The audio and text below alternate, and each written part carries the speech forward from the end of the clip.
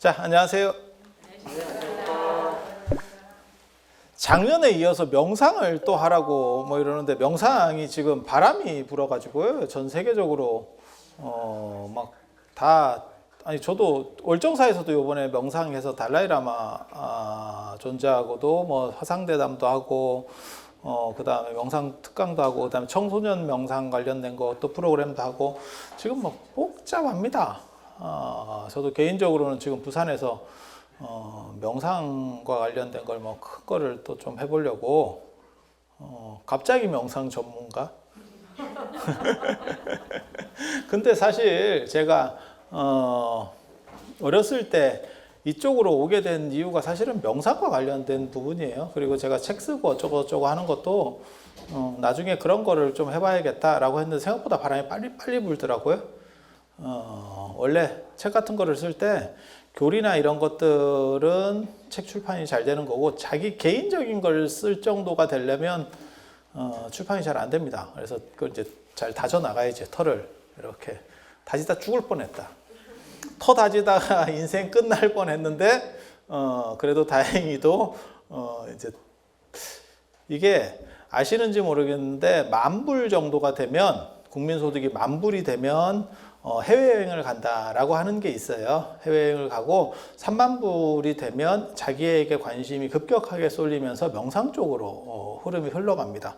그리고 우리가 30,000불 되기 전부터 갑자기 쓸데없는 짓들을 사람들이 더럽게 했어요. 이런 얘기 해서 될지는 모르겠는데 그래서 막 밥 먹을 때 사진 찍고 예전에는 어른들이 숟가락을 들어야 밥을 먹는데 요즘은 애들이 사진을 찍기 전에 먹으면 어른도 티박을 받습니다.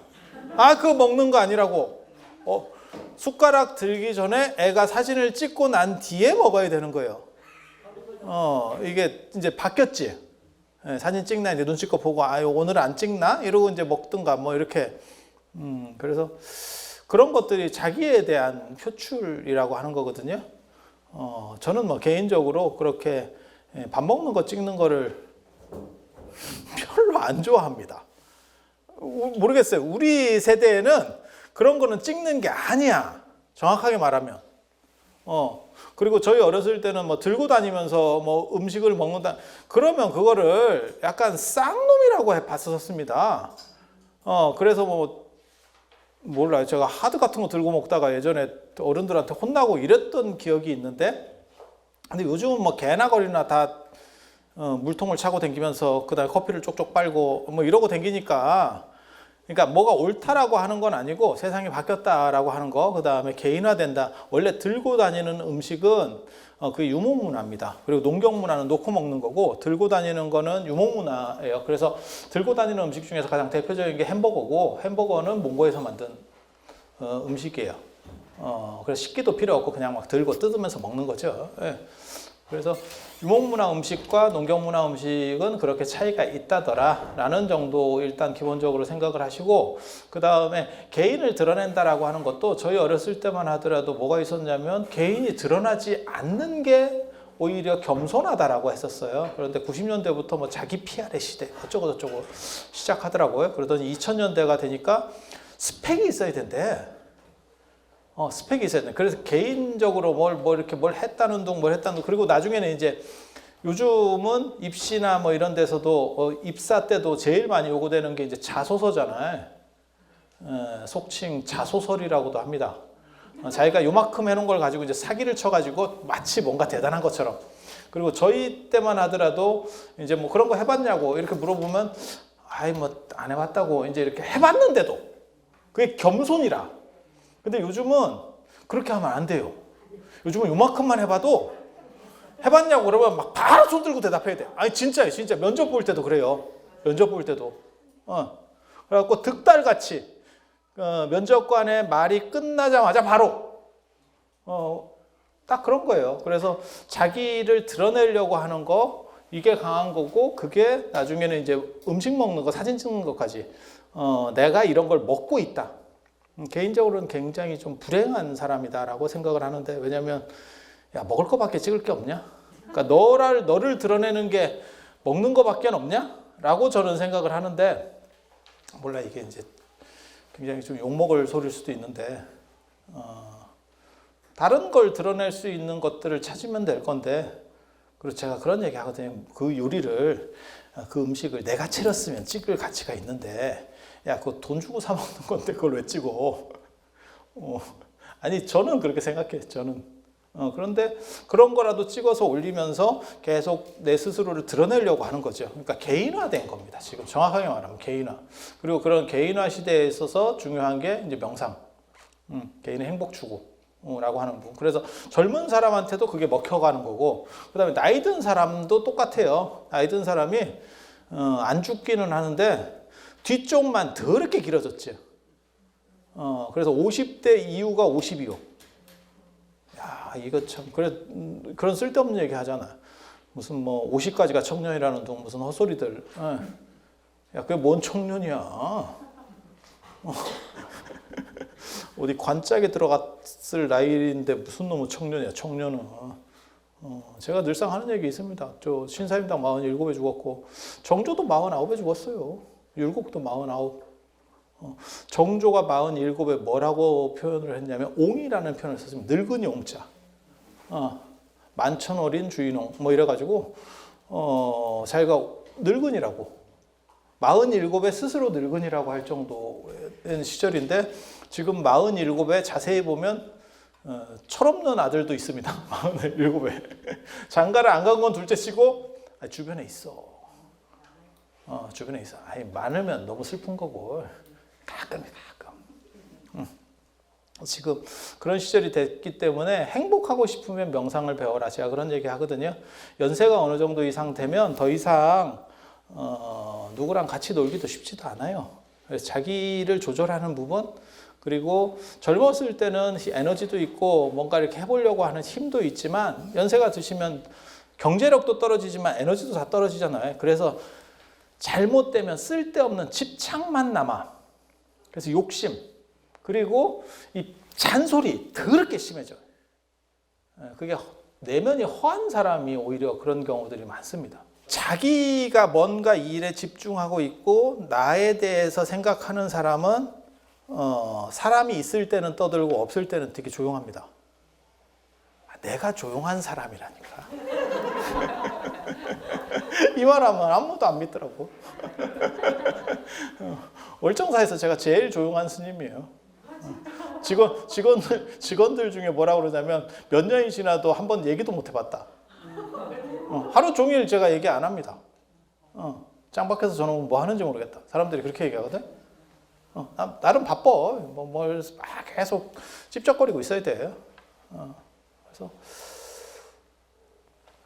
여러분들한테도 말씀드리고 싶은 거는 혼자 있을 때도 그냥 편안하고 다른 사람과 있을 때도, 저는 다른 사람과 있을 때도 별로 불편하진 않아요. 근데 그 사람들이 저를 불편하게 하더라고. 내가 다른 사람한테 불편한 사람이야. 나는 다른 사람과 있어도 별로 안 불편해, 사실은. 뭐 그러던가 말던가. 우리는 뻘쭘하고 이런 걸 또 잘 견디거든. 뻘쭘 이런 것도 굉장히 재밌어요. 뻘쭘하면 세포가 살아나는 것 같아. 그런 재미도 있어요. 그런 재미도 있어요. 그리고 명상이라고 하는 게 지금 나오는 명상들을 저는 대부분 다 사기로 보거든요. 사실 거의 제가 보기에는 한 90몇 %는 사기인 것 같아. 명상이 현실과 유리되는 명상은 전부 사기입니다.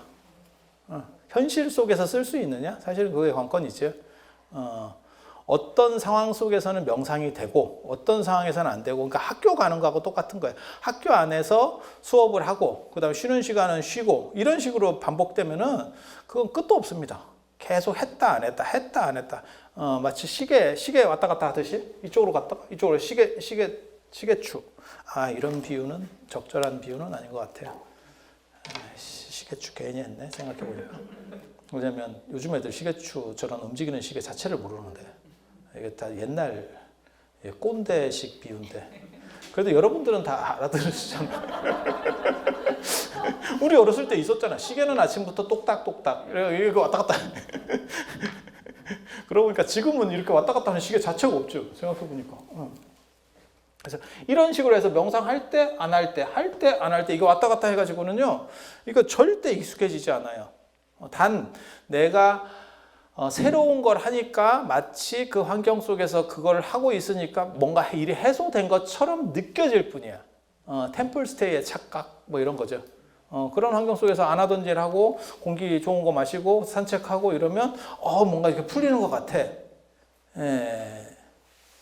어떻게 보면 그게 이런 얘기 해도 되는지 모르겠는데 요즘은 텔레비에 잘 안 나오니까 해민 스님 아편이라고 하는 거죠. 해민 스님 책을 보고 있으면 마치 뭔가 힐링을 받는 것 같지만 바뀌는 건 아무것도 없어. 그래서 저는 그렇게 위로, 치유 이런 얘기를 값싼 아편이다 이렇게 생각을 하는 사람이거든요. 아주 저급한 아편. 현실이 바뀌느냐? 아무것도 안 바뀌어. 마치 그걸 읽으면 약간 달달한 느낌이 약간 들어. 그럴 바에는 돈을 좀 더 주고 프로포즈를 맞아라. 그게 나을 수도 있다. 이렇게 생각하는 거예요. 그래서 저는 그런 식의 글들이나 이런 걸 굉장히 싫어합니다. 이유가 뭐냐면 그게 아편 효과를 주면서 오히려 현실 감각 자체를 무디게 만든다. 우리는 그렇게 생각해요.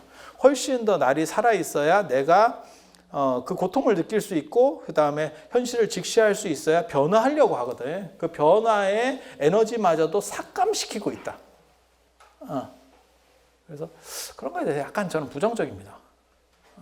그리고 그래서 제가 주변에 신도가 별로 없어.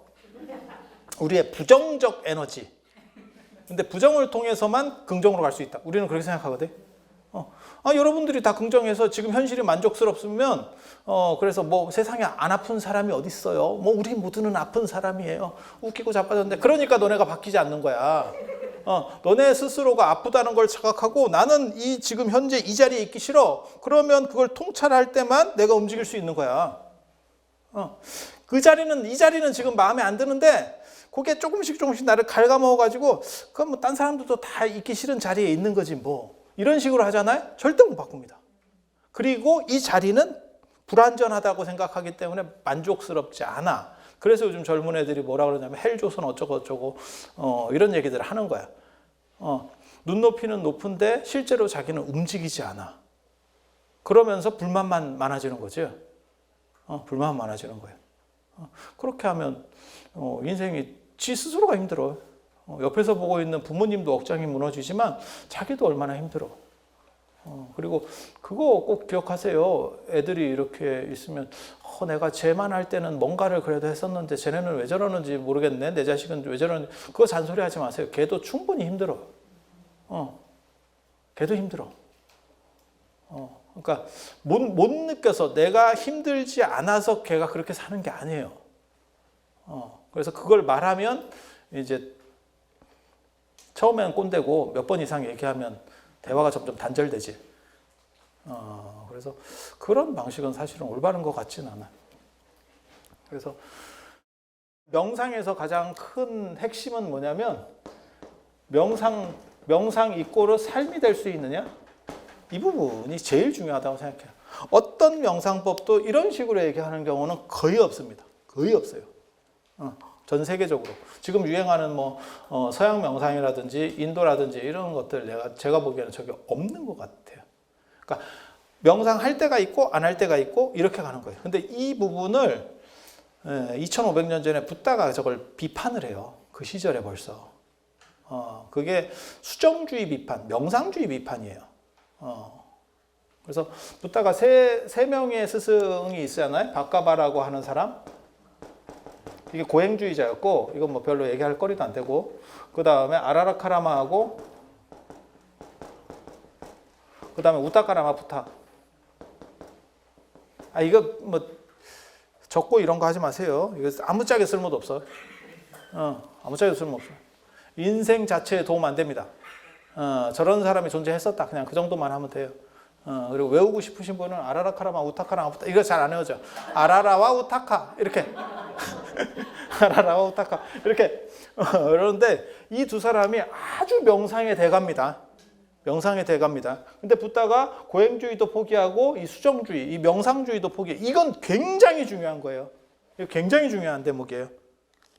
지금도 윗바사나하고 뭐 이런 놈들이 자꾸 이런 생각들 비슷한 거 가지고 명상을 해야 되네 어쩌네 하려는데 아니 그렇지 않아. 삶 자체가 명상이 되지 않으면 어떠한 명상법도 다 구라일 수밖에 없습니다. 네. 부처님이 뭐라고 말씀하셨냐면 이 사람들을 나중에 비판하면서 이 사람이 이제 무소유처정, 그 다음 비상, 비비상처정, 그 당시에 최고 명상가들이에요. 최고 명상가들인데 뭐라고 얘기하냐면 그렇게 명상을 해도 명상에서 깨어나면 내 자신으로 되돌아오는데 이거를 어떻게 무한반복하면서 그러니까 명상과 삶이 일치는 전혀 안 되잖아요. 이 비판을 해요. 그래서 나오는 게 뭐냐면 중도주의입니다. 중도주의. 적절성이라는 거예요. 근데 그 얘기를 하려는 건 아니고 지금 이 얘기를 하려는 건 아니고 지금 제가 말씀드리려고 하는 거는 큰일 났네. 40분이나 갔네. 지금 말씀드리려고 하는 게 지금 이제 여기서 한 15분 가야 되는데 원래. 그럼 이따가 뭐 별로 할 일도 없는데 좀 더 하든가. 집에 가도 뭐 별로 할 일도 없고. 아무튼 지금 제가 말씀드리려고 하는 거는 이거를 가장 잘 어떻게 보면 만들어내는 게 나중에 중국 선불교예요. 중국 선불교. 그리고 오늘 사상마연이라고 이 얘기 들어보셨어요? 찌라시에 나오던데 사상마연. 그래서 명상 뭐 할 거냐 그래서 제가 사상마연, 사상마련 이렇게 그냥 했는데 이게 족보가 있어요. 원래 선불교가 있고 중국에 선불교가 있고 그 다음에 이제 나중에 요걸 본따서 만드는 게 양명학이 있습니다. 양명학. 그래서 주자학자들은 이건 유교예요. 주자학자들은 뭐라고 비판하냐면 저 양명학을 사선이라 그래요. 선을 뺏겨 먹었다.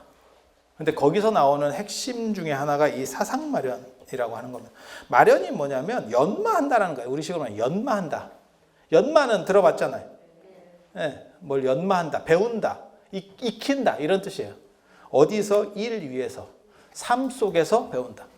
그게 명상이에요. 그게 명상이에요. 얘네가 얘기하는 명상. 그게 선불교에서 원래 나오는 거예요. 그래서 그 얘기를 지금 해드릴 거예요. 지금 뭐 남방불교 명상도 있고 그 다음에 미국이나 유럽에서 뭐 뇌과학 어쩌고 하면서 그런 명상 얘기도 있고 뭐 티베트 얘기도 있고 다 필요 없습니다. 걔네들은 삶이 명상이 되는 단계를 얘기하지 못해요. 저것은 유리된다라고 보는 거예요. 그리고 그것은 아무리 열심히 해도 100%가 될 수는 없어. 왜? 이게 두 가지 종류인데 이쪽 시간을 계속 늘려. 그래서 내가 하루에 18시간을 명상을 해. 장하지. 그래도 일체는 안 되잖아. 그래도 일체는 안 되잖아. 근데 삶 자체가 명상화될 수만 있으면 그러면 다른 게 아무것도 없죠. 더 이상 명상을 할 필요가 없죠. 제가 뭔 얘기를 예전에도 했었냐면 여러분 기억 안 나실 거예요. 이 세상에 직업이라고 하는 것은 다 돈을 벌기 위해서 하기 싫은 일을 하는 건데 최상의 직업은 취미가 직업이 되는 경우가 최상의 직업이다. 그러니까 내가 골프를 좋아하는데 내가 골프 강사야. 이러면 지는 그냥 슬렁슬렁 하는 거예요. 그래도 나보다 잘해. 내가 은행원인데 나는 그런 거 돈 계산하고 나 별로 안 좋아해. 근데 호우지책으로 하는 거야 진짜.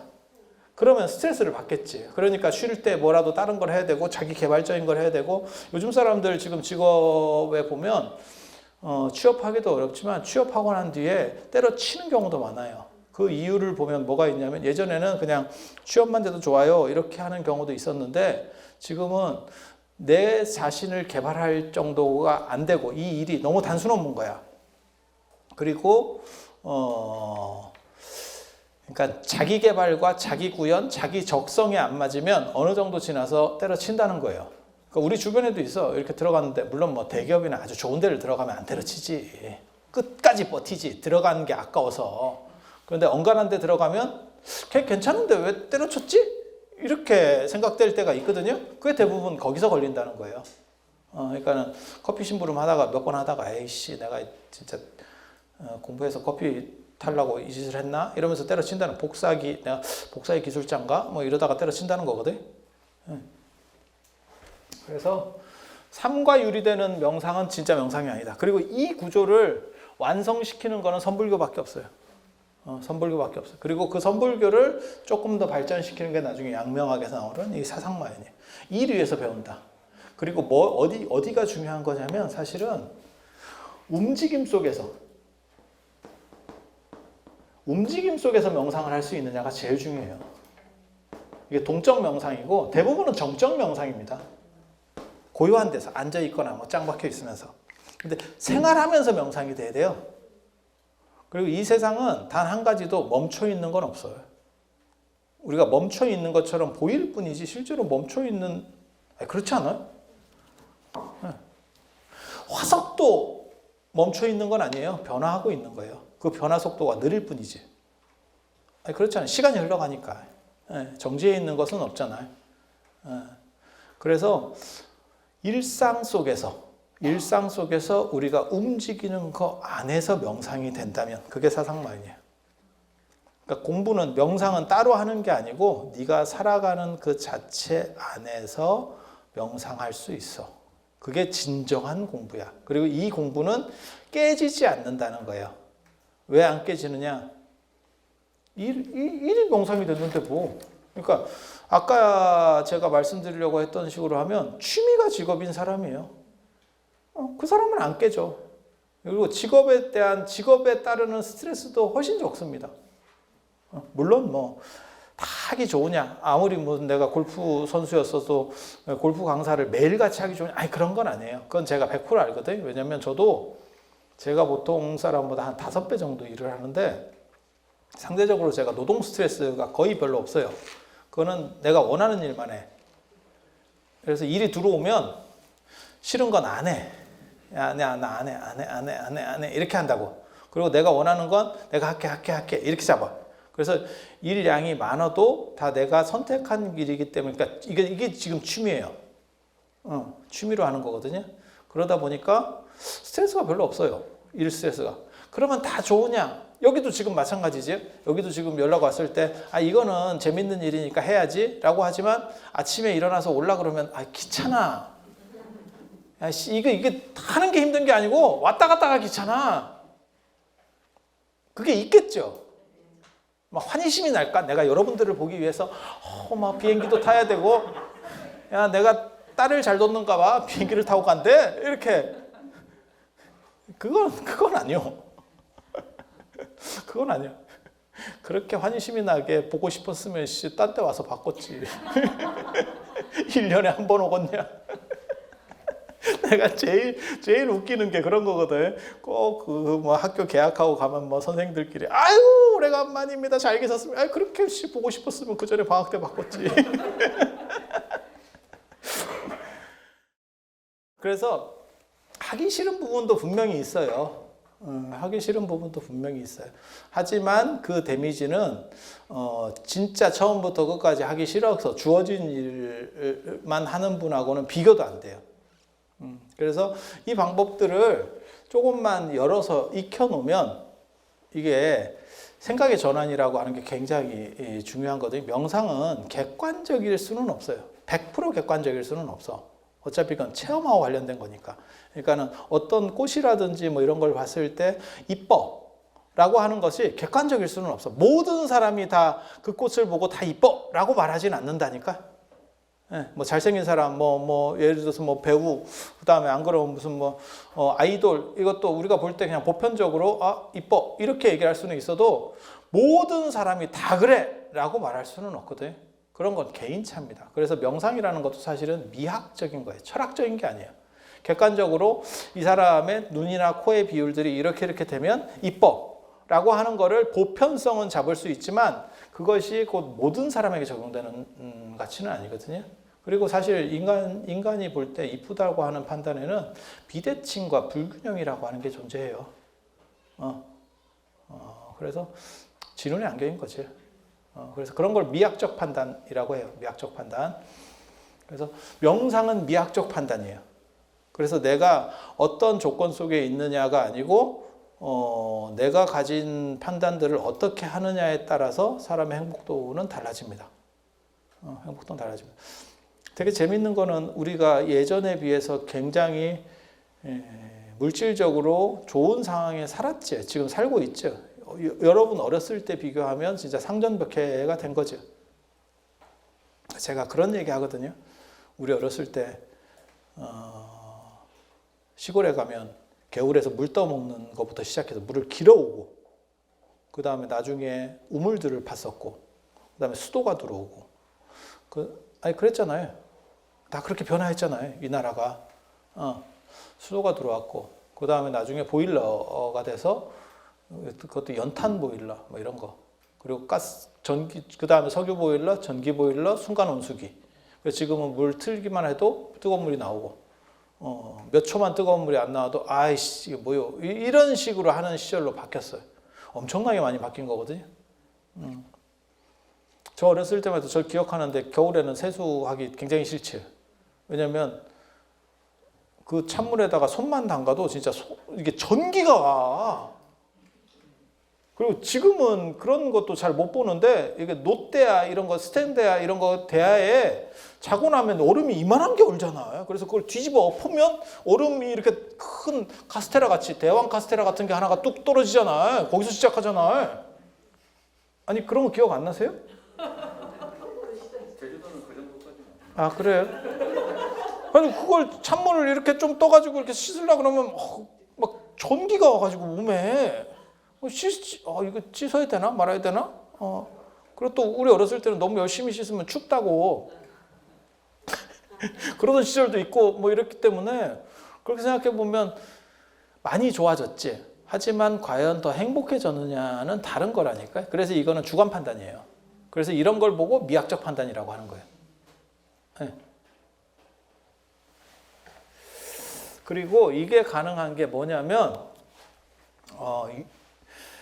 인도에서부터 유럽까지는, 인도에서부터 유럽은 이거 같은 문화권입니다. 이걸 인도 유럽어족이라고 하는 거고, 얘네는 이원론의 세계를 가지고 있어요. 이번에 매트릭스 4가 나온다던데. 그 매트릭스를 찍은 오쇼스키 형제야말로 진짜 불교 철학에 능한 사람 같아. 왜냐하면 모든 것은 변화한다를 몸으로 보여주잖아. 오쇼스키 형제에서 시작해서 오누이로 바뀌었었거든. 지금은 자매가 됐잖아. 야, 이렇게까지 변화를 몸으로 구현해주는 사람이 있을까?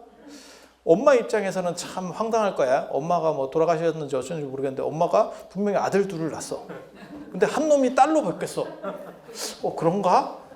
내가 딸을 낳았었나? 이러다가 나중에 좀 더 지나니까 딸이 둘이 됐어. 엄마 입장에서는 이런 개 같은 경우가 있나? 이런 생각이 들 수도 있지. 야, 내가 힘들게 붙여줬는데 왜 네 맘대로 뛰어? 그 재료비가 더 드는데, 이게 원가가 있는데 원가 있는데 돈 들여서 뛰고 지랄이야? 이렇게 할 수도 있지. 아니 그냥 생각해보는 거야, 생각해보는 거. 근데 매트릭스가 불교적 영화인데 되게 재밌는 게, 야, 이게 무상하다라고 하는 것. 무상이 사실 모든 것은 변화한다라는 얘기거든. 근데 변화한다는 걸 몸으로 저렇게 보여주는구나. 참 자기 희생이 뛰어난 보살인갑다. 뭐 이런 생각도 해요. 그래서 이런 걸 보면 이게 두 개의 세계예요. 차안과 피안. 반야심경도 이거잖아요. 차안에서 피안으로. 이게 고의 세계. 이게 상태 안 좋은 메롱의 세계, 매트릭스의 세계, 요거는 이제 완전한 세계. 이게 이데아의 세계, 이상 세계. 이렇게. 그래서 여기에는 점차로 바뀌어갈 수밖에 없어요. 그래서 이게 현실이 곧 명상이 되는, 이게 더 대단하면 현실 자체가, 우리 현실 자체가 실존 자체가 명상이 되면 이게 최강입니다. 이게 최강입니다. 이거는 무너질 수 없어요. 그러니까 내가 원튼 원치 않든 나는 명상 밖으로 나갈 수가 없어. 이렇게 되는 거야. 헛짓을 해도 명상이야. 이런 거 되게 멋있는 건데 동의하는 것 같지는 않고, 아니야, 좀 더 지나면 내가 여러분들을 수긍시켜 줄 수 있어. 그걸 하려고 왔어. 못 타고 비행기 타고. 되려나 모르겠다. 일단 큰 소리라도 쳐놓고. 안 되면 여러분들이 근기가 낮은 거예요. 업장이 두터워. 업장이 두터워. 그래서 이게 이쪽은 점차적으로 갈 수밖에 없고 이거를 점오라고 하는 겁니다. 점오. 깨달음이 점차적으로 간다. 그리고 중국은 이론론이에요. 하나의 세계밖에 없어요. 하나의 세계밖에. 그래서 이쪽은 지금 봐봐요. 이쪽은 부정적인 거고 이쪽은 긍정적인 거예요. 이쪽은 이성적인 거, 이건 감정적인 거. 그 다음에 욕망 이런 것들이 다 여기에요. 그래서 비상, 비비상처 아까 얘기한 이런 깨달음의 단계에 가면 이게 욕계, 색계, 무색계거든요. 인도 얘기예요. 욕계, 그 다음에 색계, 무색계. 이게 뭘 얘기하는 거냐면 욕계는 욕망이 있는 세계예요. 그러니까 욕망이라고 하는 게 뭐냐면 대표적인 게 우리가 많이 드는 게 식욕, 색욕, 수면욕입니다. 인간의 욕망. 뭔지 아시죠? 먹는 거. 야, 진짜 먹는 것도 끊기 어려워. 참 보통 일이 아니야. 그것만 어떻게 좀 이렇게 잘 제어할 수 있는 게 있으면 그거 진짜 대박인데. 그거 뭐 떼돈 벌 건데, 그죠? 사람들이 다이어트 때문에 얼마나 많은 고통을 받아. 이게 잘 안 되잖아요. 대머리 불치병이다. 제가 그런 얘기 해줬나? 나 대머리 불치병인지 어렸을 때 알았거든, 사실. 전두환 대통령 머리 안 나는 거 보고, 대머리는 약이 없는갑다. 그 생각. 그리고 그 당시에 누구를 봤냐면 내가 고르바초프를 봤거든. 이 맞박에 한국 지도 있는 분이 있어요. 러시아. 그죠? 그분도 빡이었거든. 그래서 야, 이거 안 되는구나. 그래서 우리 집이 대머리 유전자가 있거든. 그래서 나는 선제 공격을 해야겠다. 그래서 이게 선제 공격을 하니까 이게 빡인지 아닌지 잘 모르잖아. 얼마나 현명한 선택이야. 이게 딱 그렇잖아. 그리고 이제 무슨 생각을 했냐면 최근에 들어서는 제프 베조스를 봤거든. 제프 베조스, 저 아마존, 전 세계에서 돈 제일 많은 사람. 그 사람이 우리 또 빡이잖아. 헤어스타일만 보면 우리 선배요. 그래서 지금도 이게 약이 없구나. 야, 재산이 수백조가 되는 사람도 이거는 안 되는 거야.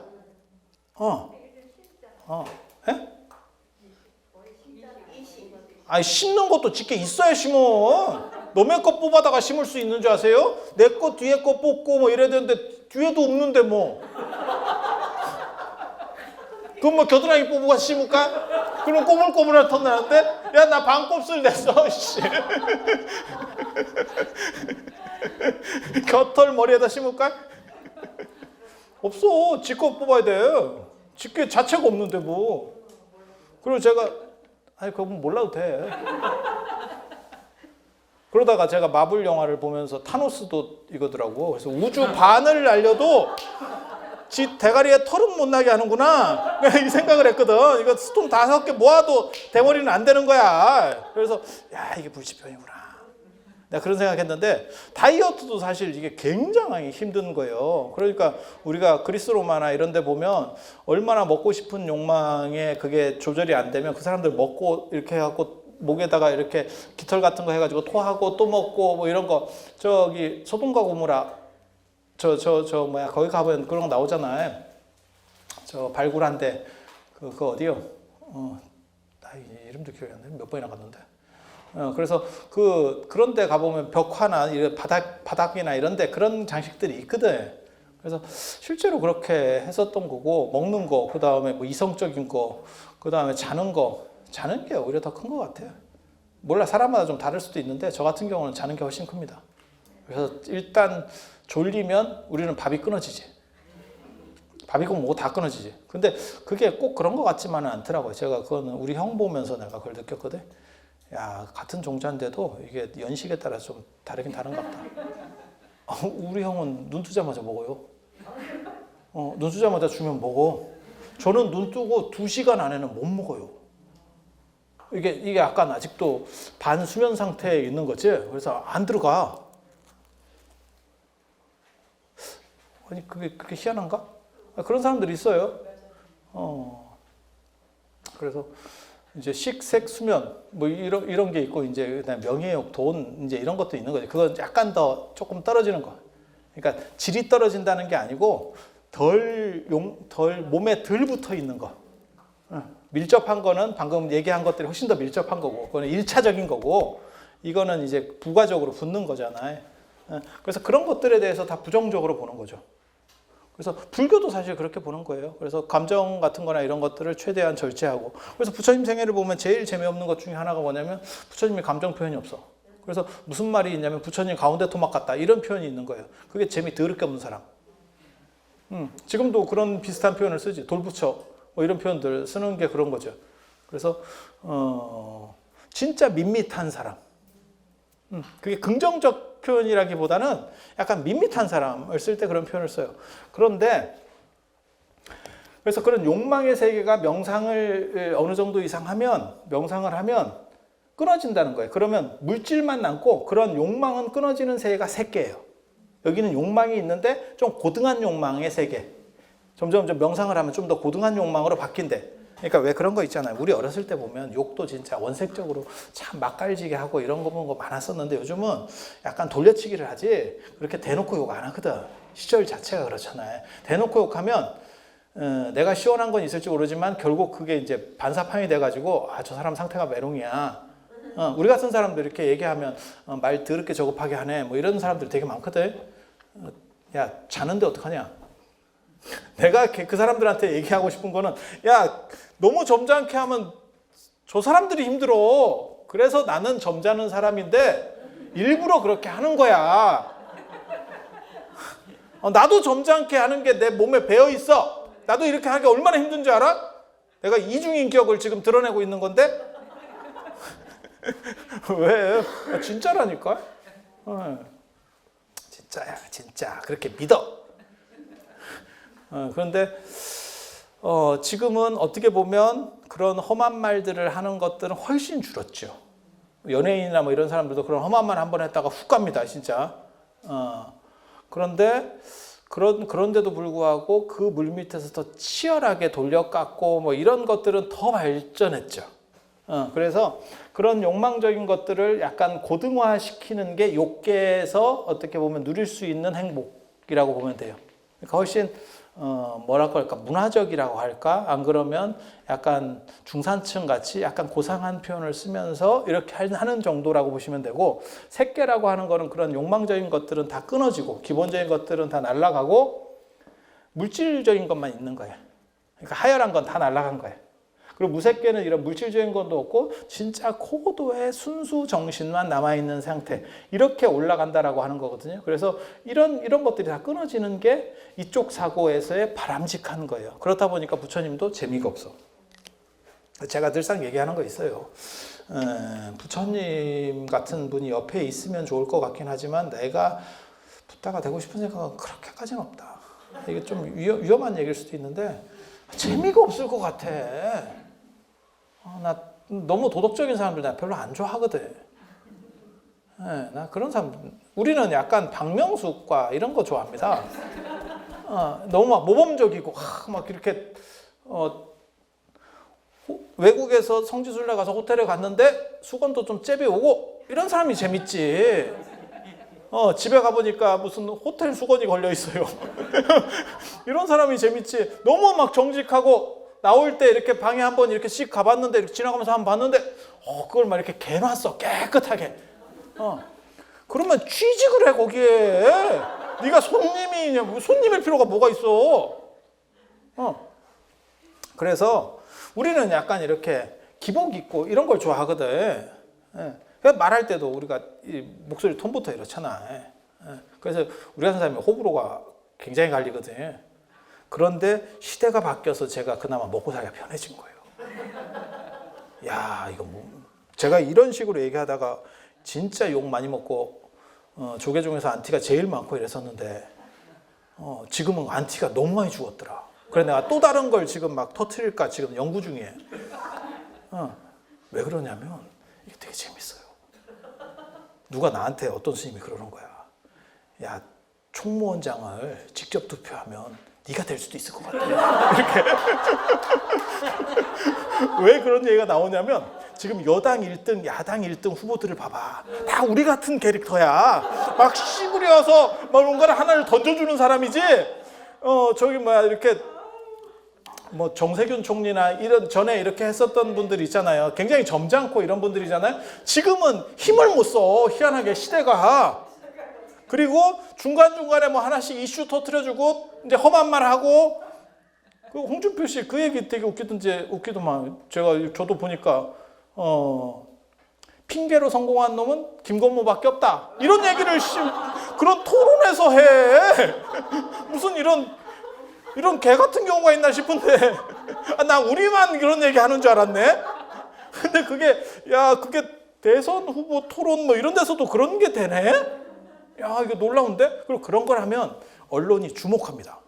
왜냐면 요즘은 밋밋하면 기사가 안 나가요. 워낙 자극적인 막 이런 거기 때문에. 그래서 정치판도 지금 그런 분들이 다 지금 양쪽 여당 할 것 없이 다 1등이잖아. 아니 정치 얘기를 하는 게 아니에요. 흐름이 바뀌었다는 걸 얘기하는 거예요. 점잖은 분들, 뭐 총리 출신 이렇게 해서 좀 안정적인 분들은 다 지금 인기가 이렇게 내려가고 그다음에 약간 막말하면서 자유로운 사람들, 그런 사람들이 지금 다 하고 있는 거예요. 그래서 뭐라고 얘기하냐면 네가 종무원장 후보를 이걸로 나가면 너가 될 것 같아. 시대가 너를 원한다. 그래서 내가 이게 욕인지 뭔지 이게 조금 알딸딸한 것 같은데 이게 이놈이 한 돌려가나 뭐 이런 생각을 했는데 시대가 바뀐 거예요. 시대가 바뀐 거예요. 그런데 이런 식의 다이나믹한 구조들이 동아시아는 나올 수 있어요. 동아시아는 이론론이거든요. 이거는 이제 이원론, 하나의 세계, 두 개의 세계. 그래서 이걸 이원론이라고 하는 거고, 동아시아는 이론론입니다. 하나의 세계입니다. 하나의 세계밖에 없어요. 그러다 보니까 제가 전에도 잠깐 그 얘기 해드렸을 거예요. 이게 두 개가 이렇게 있는 게 아니고 이렇게 있으면 이원론, 이렇게 있으면 이원론. 여기에서 나는 일로 바뀌어가는 거야. 그러면 이원론. 이론론은 뭐냐면 이것과 이것에 이렇게 두 면이 있는 거예요. 이렇게. 그래서 이쪽에서 이쪽으로 가려는 두 개의 세계가 있으면 이거는 점차적으로 가야 되기 때문에 깨달음도 점호라고 하는 겁니다. 점차적인 깨달음. 이거는 마음 한 번만 바꾸면 돼요. 마음 한 번만 바꾸면 돼요. 그래서 제가 전에 그런 얘기 해드렸었는데 코페르니쿠스적 전회. 이게 철학적으로 굉장히 중요한 건데 적지 마. 집에 가서 안 봐. 집에 가서 안 볼 뿐더러 어디 들렸다 가지 말고 그냥 바로 집에 가세요. 집에 어디 들렸다 가다 보면 또 적어놓은 것도 버리고 가. 적어놓은 건 둘째 치고 지가 놓고 가는지도 몰라. 그래갖고 집에 가서 다음 주에 이제 올 때 이거 어디 갔지? 없어. 그러면서 적어. 그래서 코페르니쿠스적 전에 그거 굉장히 중요한 겁니다. 굉장히 중요한 거예요. 그거는 뭐냐면 천동설에서 지동설로 바뀌는 거. 전 인류가 천동설을 믿다가 지동설로. 천동설에서 지동설. 바뀐 게 있느냐? 현상이 바뀐 게 있느냐? 아무것도 없고 생각만 바뀐 거다. 생각만 바뀐 거다. 그래 그와 마찬가지로 네 스스로 안에서 생각을 한 번만 바꾸면 너는 깨달은 사람이 될 수 있어 라고 말하는 분이 육조 해능스입니다. 그래서 육조 혁명이라고 그래요. 중국 불교에서 육조 스님을 혁명이라고 합니다. 혁명. 좀 쉬었다 할까? 뭐 한 게 있다고 쉬어? 뭐 앉아만 있어놓고.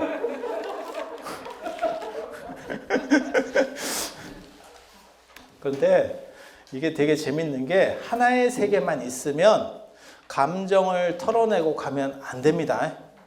감정이 있는 것 자체도 여기서는 뭐라고 했냐면 감정을 절제하고 감정을 조율해서 마치 얼음처럼 호수가 언 것처럼 이렇게 반듯해지는 게 깨달음이라고 생각한다면 여기는 감정이 있는 그 자체도 깨달음이 될 수 있는 거예요. 이게 지금 얘기하려고 하는 인욕 긍정론이라고 하는 겁니다. 인욕 긍정론. 인간의 욕망. 이 첫 장 봐봐. 이걸 봐야 돼. 이 페이지. 이 페이지 5번째 줄 대진이라고 하는 사람. 거기 대진 동그라미 쳐놔요. 그 대진 동그라미 쳐놔요. 이 양반이 뭐라 그랬냐면 제가 어렸을 때 이 양반 책을 읽으면서 너무너무 감동했거든. 사람이 도덕적으로 살고 이런 것들은 다 성인이 가르쳐 준 거래. 또 도덕적으로 살아야 돼? 윤리적으로 살아야 돼? 이런 것들은 다 성인이 가르쳐 준 거래. 그런데 인간의 욕망 이런 거 있잖아요. 그런 거는 하늘이 나에게 태생적으로 부여한 거래. 그러니까 우리 DNA에 있는 거래. 요즘으로 말하면. 그러면서 뭐라 그러냐면 성인은 인위적인 사람이고 그러니까는 우리 DNA에는 원래부터 있는 거잖아요. 그래서 나는 하늘을 따르고 성인을 따르지 않겠다. 이렇게 얘기해요. 그러니까 뭐가 있냐면 나는 욕망대로 살 수 있어. 그게 행복이라고 생각해. 이런 얘기를 제가 옛날에 했으면 욕을 태바가지로 먹었을 건데 요즘은 사람들이 젊은 애들이 다 그렇게 살아. 그래서 저도 뭐라고 얘기하냐면 되돌아봐서 후회할 일을 만들지 말고 지금 이게 해야 되나 말아야 되나 생각하면 그냥 저질러 놓고 봐서 저지르고 나서 문제가 생겨도 크게 그때 했었어야 되는데 라는 후회는 안 해. 그러니까 하고 싶으면 뭐 물건을 사고 싶어. 이건 내가 진짜 갖고 싶어. 그냥 사. 사고 욕먹어. 사고 그냥 뒷감당해. 너무 미친 짓만 하지 마. 이건 도저히 뒷감당을 할 수가 없어. 이러면 안 되고 예를 들어 가지고 나는 진짜 명품 가방 하나 사보고 싶어. 그거 좀 꼭 사보고 싶은데 그리고 또 아들들은 투시력 있는 거 아세요? 아들이 엄마 마음을 이렇게 투시하고 이런 게 있어요. 그래서 엄마가 돈을 좀 꿍쳐놓으면 딱 그렇게 뭘 사기 전에 이걸 털어내. 아들은 엄마를 잘 알아. 엄마는 아들 몰라요. 이유가 뭔지 아세요? 아들은 엄마 뱃속에서 나왔잖아. 그래서 뭔 생각하는지 다 알아. 10달 동안 우리 어머니가 이런 분이구나 이렇게 해서 다 알아. 그런데 여러분들은 그걸 이제 싸고 있어가지고 이게 정확한 판단을 못해. 안에서 봐야 보이거든. 여러분은 밖에서 이렇게 보니까 자기 배만 보이지. 그래서 아들이 엄마 속을 기가 막히게 알아. 그래서 엄마가 돈이 좀 있구나 그러면 그걸 확 후려버리거든. 그래서 그 아들이 후리기 전에 그냥 사. 그냥 괜찮아. 그게 큰 일만 아니면 크게 욕 좀 먹어도 돼. 그리고 욕 먹으면 기뻐요. 왜냐하면 저질러 놓고 욕 먹잖아. 후회는 없어. 저지르기 직전에 욕 먹고 못 사면 진짜 짜증난다. 그래서 어차피 행복이라고 하는 거는 나중에 여러분들 생각해 보세요. 80 넘어가면 어디 제대로 다니지도 못해요. 그런 상황에서 결국 자기에게 남는 거는 자기가 예전에 뭘 했었다라고 하는 그 기억과 추억 이런 것들이 많이 남거든요. 근데 그런 것들을 많이 만들어 놓지 못하면 너무너무 슬퍼져요. 밋밋해. 나는 남들은 다 저런 거 해볼 때 나는 해본 것도 없고 진짜 열심히는 살았어. 근데 무엇을 위해서 열심히 살았지? 너는? 그 생각이 들어요. 그래서 욕망대로 해도 아무 문제가 없어 라고 말하는 이 사람이 1700년대 사람이에요. 야, 욕망을 따르는 거야말로 진정 인간의 본성에 맞는 삶이 아니냐? 왜? 우리 본성 DNA에 박혀 있는 게 그건데? 그리고 그것을 거슬러쓰려고 했을 때 쉽게 말해서 내가 도덕적으로 했을 때 그걸 DNA를 상대로 이길 수 있냐? 이 문제가 벌어지는 거예요. 그걸 뭐하러다가 그렇게 힘들게 충돌하면서 내 스스로랑 충돌하면서 살아? 그걸 이렇게 잘 승화시켜 나가면서 살면 되지. 그러니까 이 사람이 패륜적으로 살자. 절대 그렇게 얘기하는 게 아니야. 진짜 인간이 행복한 것은 무엇이냐? 이게 굉장히 멋있는 사람이에요. 성공했을 것 같아? 못했을 것 같아? 못했지. 저 같은 사람이 어렸을 때 이런 대진 얘기를 딱 보고 이거야말로 굉장히 멋있는 사람이다 라고 생각하지만 그때 제가 딴 사람한테 얘기했을 때도 뭔 저런 얘기를 한대 이랬었거든. 근데 지금은 시절이 바뀌었기 때문에 이런 얘기를 하면 사람들이 이렇게 공감하는 대목이 나오는 거고, 불과 한 20년 전만 해도 제가 이런 얘기하면 쌉소리 뭐 이렇게 굉장히 안 좋게 봤었어요. 그래서 그때는 대놓고 잘 얘기 안 했어. 이런 게 있긴 한데 저 바보들은 모를 거야 이러면서 그냥 했지. 근데 1700년대 벌써 이런 얘기가 나올 정도니까. 그러니까 언뜻 생각할 때는 우리는 이런 얘기들은 현대에 나오고 그 다음에 2000년대 이후에 이런 얘기가 급격하게 많아졌거든 사실. 그런데 사실은 그렇지 않은 거예요. 예전에도 이런 생각들을 하시는 분들이 있었어. 그리고 이게 선종에서 나와. 선종에서. 그래서 감정 자체를 버리고 깨달음을 얻는 게 아니고 내 감정 자체를 그대로 가지고서 깨달음을 얻는 게 선이에요. 일상이라고 하는 것은 감정이 이렇게 반듯하게 갈 수가 없어. 거기에는 기복도 있고 뭐 별놈의 일들이 다 있는 거예요. 그렇지만 그러한 것들을 잘 승화시킬 필요도 없어요. 그 현실에 충실하게 가는 것, 그게 사실은 깨달음이에요. 그 얘기를 잠깐 쉬었다가 해드릴게요. 해능 스님을 육조 혁명이라고 하는 거고, 육조 혁명, 진짜 혁명적 생각을 한 거예요. 그게 어떤 거냐면, 이거 되게 재밌는 생각이거든요. 여러분 한번 생각해 보세요. 중국의 인성론 15쪽입니다. 15쪽. 이거 되게 재밌어요. 이런 걸 들으면 사실 사람들 잘 안 보는데 그냥 뭔가 준비해 온 것처럼. 그리고 왜 자꾸 피라고 하냐면 안 피라고 하면 나중에 하지도 않으면서 뭐하러 줬냐 또 이렇게 얘기하기 때문에 한 두어 번 피라고 할 겁니다. 제 성격상 계속 피진 않아요. 그래서 해능 스님이 무슨 생각을 했냐면 중국 인성론사라고 하는 게 있어요. 인간의 본성은 뭐냐? 인간의 본성은 뭐냐? 이 성자가 이게 마음 심자거든요. 그리고 날생자, 날 때부터 가지고 있는 마음. 그러니까 본래적인 마음, 본유적인 마음이라고 하는 거고, 중국 철학에서 성리학이 대두하기 전까지는 성하고 심은 같은 글자로 봤습니다. 같은 의미로 봤습니다. 같은 글자는 아니고 같은 의미로 봤어요. 그래서 나중에 선불교나 아까 앞에서 얘기한 양명학 같은 경우는 이걸 동일시하게 봅니다. 그리고 성리학에서는 이것과 이것을 다르게 봐요. 그냥 그런 정도만 이해를 하세요. 핵심적인 얘기는 아니고, 이제 재밌는 얘기가 뭐냐면 중국 사람들은 인간의 본질을 선하다고 봤어요. 그래서 선입니다. 순자가 뭐 성악설이라던데요? 아니에요. 다 성선설이에요. 성선설을 이해하는 방식의 차이지 중국 철학에는 성악은 없습니다. 모두 다 성선인데 이걸 무게비중을 어느 쪽으로 놓을 거냐 이런 차이예요. 근데 그 얘기는 제가 지금 여기서는 길게 해드릴 수가 없고, 그 얘기를 하면 그 맹자, 순자, 고자 이 얘기만 가지고 한 시간이 다 갑니다. 그래서 그 얘기를 해드릴 수는 없고 모두 다 성선이라고 생각을 하는 거예요. 성선. 그래서 인간은 다 선하대요. 이게 맞다라고 얘기하는 거 아니에요. 중국 사람은 그렇게 봤다라고 얘기하는 겁니다. 그렇게 봤다라고. 맞다 절대 아니에요. 나중에 이제 이게 깨지게 되는 게 저게 이제 문제가 되는 게 뭐가 있냐면 진화론 때문에 문제가 되는 거죠.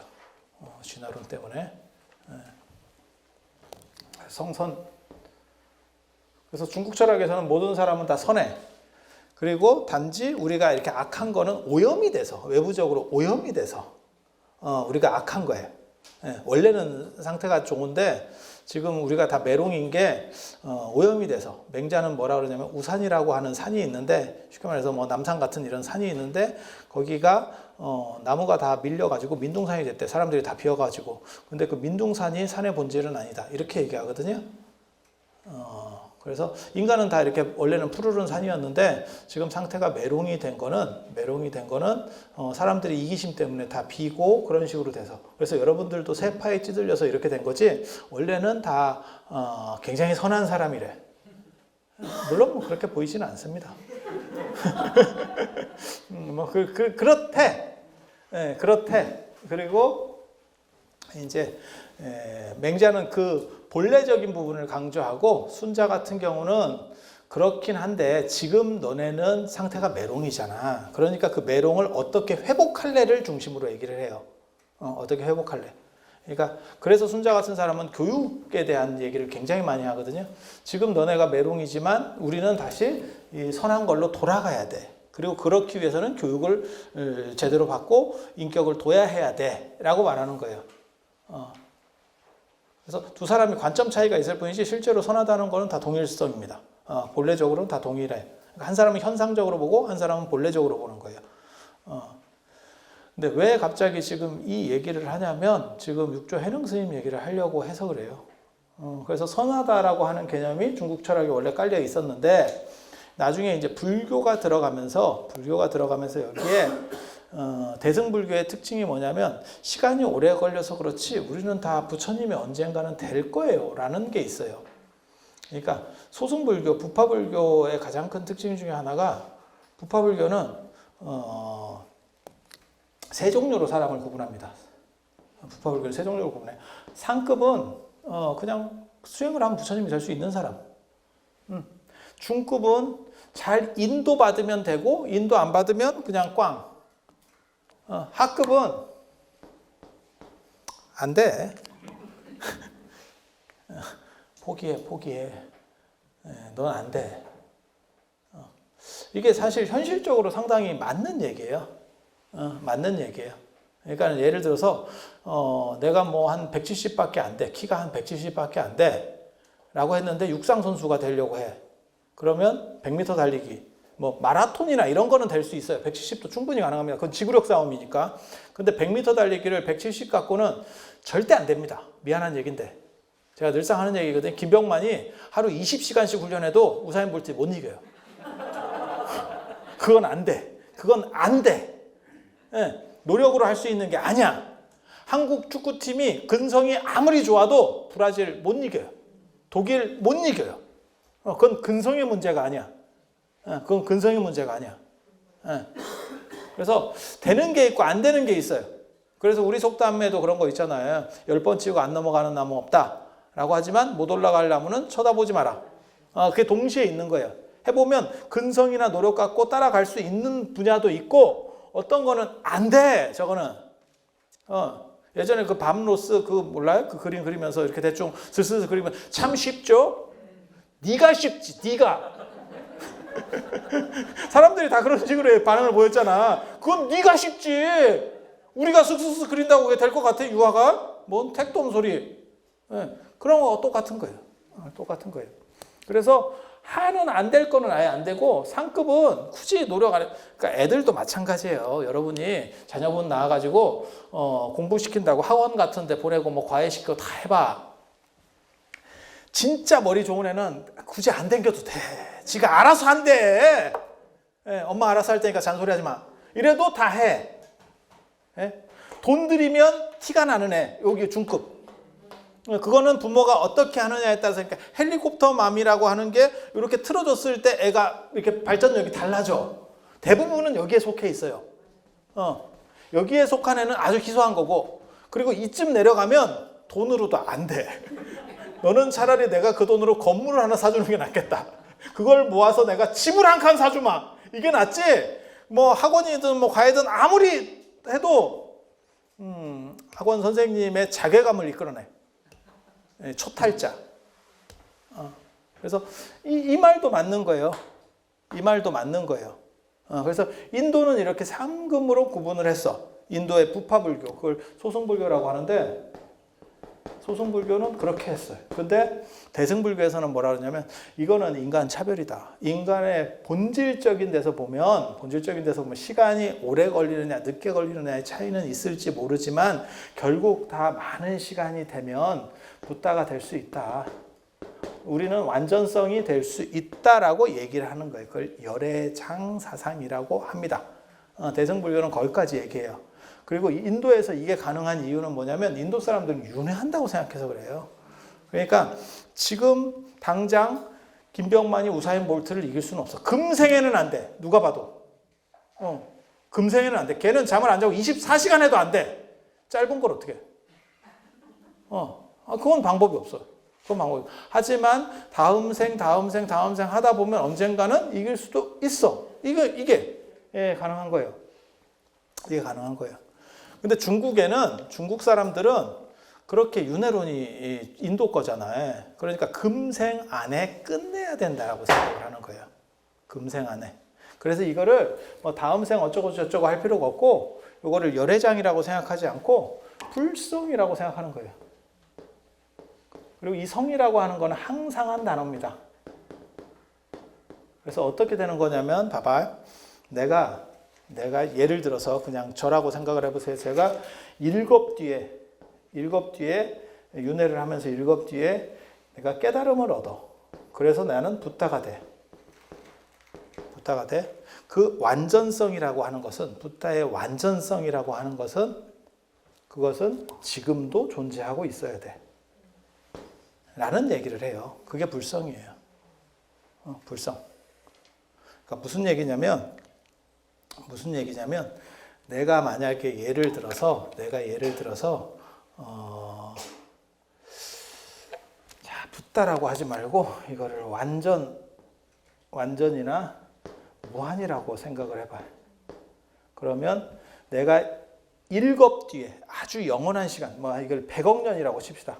100억 년 뒤에 내가 완전해진다면 나는 지금 불완전 상황으로 있다라고 생각하지만 실제로는 완전해야 돼.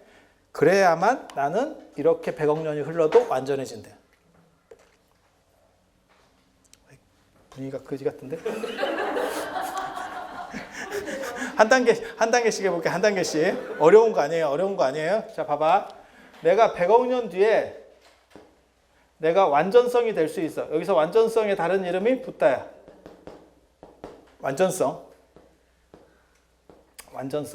완전성이라고 하는 것은 100%거든. 100%. 이게 대승불교에서 기본 전제 중 하나다. 그게 모든 사람이 붓다가 될 수 있는 거고, 그것을 보살이라고 한다. 현재적으로는 그러한 붓다가 못된 상황을 보살이라고 한다. 그래서 대승불교에서는 모든 사람이 보살이라고 얘기를 한다. 여기까지는 이해가 됩니까? 시간이 내가 좀 더 상태가 메롱이야. 그러면 200년, 200억, 300억 년 뒤, 1000억 년 뒤 어때? 그렇게 되면 완전성이 될 수 있을까요? 내가 계속 점진적으로 나아가면 언젠가는 붓다가 될 수 있을까요? 어때? 못해? 될 때까지 시간을 계속 늘리면 돼. 될 때까지 시간을 계속 늘리면 돼. 네. 이게 대승불교의 어떤 기본 전제예요. 기본 전제. 소승불교는 안 될 놈은 안 돼. 그러니까 끊고 가는 거야. 끊고 가는 거예요. 교육에 있어서도 이 두 가지가 지금 나타나는 거예요. 그러니까 우리 어렸을 때만 해도 우열반 이렇게 해서 끊고 갔거든. 안 되려면 안 돼. 나 맨날 열반이었어. 사람들은 내가 공부 잘하는 줄 아는데 진짜 웃기지도 않는 소리. 저는 평생에 공부라고 하는 걸 제대로 해본 적이 없습니다. 그냥 하고 싶으면 하고 말고 싶으면 말고 대충 이렇게 살았지 뭐 제대로 된 공부를 해본 적이 없어요. 그리고 학교 가서도 맨날 딴짓해. 난 대학원에서도 딴짓하고 있었어. 그래서 선생님들이 되게 좀 이상하게 봤어요. 근데 저는 공부라고 생각하고 하는 게 아니고 그냥 이거는 내 마음에 들어. 그러면 우리는 내가 마음에 드는 거는 최고까지 올려요. 공부만 그런 거 아니에요. 뭐 놀이를 하든 뭘 하든 그러면 거의 최고까지 올라가요. 꽂힌 건. 그리고 안 꽂힌 건 빵점을 맞아도 우리 신경 안 써. 그러니까 냉탕 온탕이야. 주변에 여러분 자녀분들 중에도 그런 애들이 있어요. 대부분 그런 애들이 어떤 거 하는 애들이냐면 날 새서 게임하는 애들. 그런 끼가 있어. 그래서 저는 게임을 안 합니다. 왜? 제가 제 자신을 통제하지 못할 것 같은 생각이 들어서. 제가 어렸을 때 또 게임과 관련해서 또 기가 막힌 전설들이 있어요. 여러분 몰라서 그래. 내가 조금만 더 늦게 태어났으면 프로게이머가 됐을 수도 있는 사람이에요. 엄청난 또 전설 같은 얘기가 있어요. 참. 찍어서 차라리 말을 못 해주겠다. 학교를 제끼고 진짜 게임을 하면서 그 전전에 썼던 또 뭐 이런 시절이 있었어요. 도대체 결손 가정이 아니면 못할 것 같은 행동들을 내가 또 했었다니까. 우리는 또 학교 가기 싫으면 그냥 제껴. 학교를 왜 안 갔느냐? 라고 물어보면 그냥 가기가 싫어. 우리 약간 생각이 달라요. 그게 나중에 알고 보니까 실존주의더라고요. 그래서 까미의 그 이방인 보면 나 그거 어렸을 때 내가 그걸 딱 이해를 했다니까. 그 이방인을 보면 걔가 사람을 죽이거든요. 근데 죽였어. 근데 그게 왜 죽였는지 이유가 없어. 그래서 왜 죽였냐? 이렇게 취조를 하니까 태양빛이 너무 눈부셔서. 그게 답이에요. 근데 그런 비슷한 게 하정우 영화에서도 그게 있더라고. 하정우에서 제가 그냥 죽였어요. 이러면서 얘기하더라고. 그래서 야, 저런 거 실존주의인데? 그러니까 사람은 정확한 이유가 있어야 행동한다고 생각하지만 실제로는 이유 없이 행동할 때도 많이 있어요. 그리고 그냥 싫은 거야. 왜 싫어? 그냥 이유를 붙인다고 생각하지만 어떤 때는 그냥 싫은 거예요. 왜 저 사람이 왜 싫어? 예를 들어서 뭐 맞선을 봤어. 그러면 엄마가 예를 들어서 야, 너 걔 괜찮은데 왜 싫어? 그냥 싫어. 왠지 잘 모르겠어. 그냥 싫어. 이런 경우도 많이 있어요. 강요하는 것 같은데. 그래서 대승불교에서는 아무튼 시간만 많이 주면 이게 가능하다고 생각하고 그렇게 가능자를 보살이라고 합니다. 그래서 보살은 다 그렇게 하는 사람이에요. 아유 참 찍고 있는데 산만하게 이런 걸 또 갖다 주네. 굳이 안 갖다 줘도 될 건데. 아유 좋아요. 흐름 끊는 아주 기가 막힌 뭔가 있어요.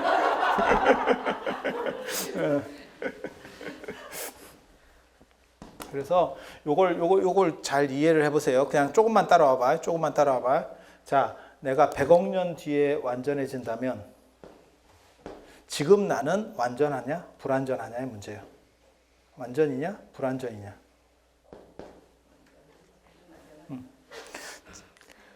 이게 저 중학교 때 수학에 나오는 얘기예요. 무한의 부분은 무한이다. 그리고 무한을 더해서 무한을 하면 무한이다. 무한의 전체하고 무한의 부분은 대등하다. 이거 중학교 때 나오는 얘기거든요. 이거 똑같은 얘기예요. 완전이라고 하는 거는 이 무한이라고 생각하시면 돼요. 완전성이기 때문에 100억 년 뒤에 완전한 건 지금 내가 완전해 있어야만 가능해. 불완전이 100억 년이 지난다 그래서 완전해지는 게 아니에요. 네. 그러니까 내가 지금 무한이 아니면 100억 년 뒤에 나는 무한이 될 수 없어. 유한은 아무리 많이 더해져도 무한의 가치로 상승할 수 없기 때문에 이게 나중에 이제 화엄에서는 세계관으로 나오거든요. 이게 이해가 됩니까? 이거 안 되면 더 이상 진도를 못 나가요. 이건 여러분들이 다 이해될 때까지 내가 버틸 수밖에 없어요. 제가 이것만 이해되면 오늘 경기가 이게 도노예요. 사실은 이게 도노가 여기서 나오는 거거든. 도노라고 하는 게. 그래서 자 봐봐. 숫자가 있어. 숫자가 0이 있고 그 다음에 양수가 있고 음수가 있어. 이게 끝에 가면 무한하겠지. 숫자의 무한성이지. 음수, 양수가 다 무한하겠지. 그러면 이 안에 있는 정수 1, 2, 3, 4 얘네는 하나의 숫자인 동시에 이 무한 전체에 포함되어 있는 놈이잖아요. 그러면 얘도 무한이죠. 맞아요? 맞아요? 이거는 공간적인 얘기고 이게 시간적인 얘기예요. 이건 시간적인 얘기.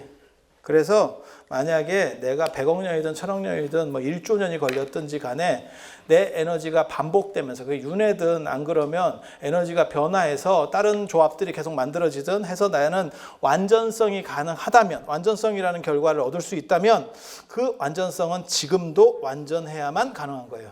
불완전에는 아무리 많은 시간을 줘도 완전성으로 거듭날 수 없기 때문에. 이해가 됩니까? 그렇기 때문에 불성이라는 완전성을 네가 지금 자각하기만 하면, 해능 스님이 그렇게 얘기하는 거예요. 네가 자각하기만 하면 너는 지금 곧 붓다야. 이렇게 얘기하는 거예요. 그게 돈오라고 하는 개념입니다. 인도는 두 가지 사고를 했기 때문에 점차로 이렇게 간다라고 생각해서 점 5라고 하는 거고, 이거는 코페르니쿠스 전회랑 똑같은 거라니까요.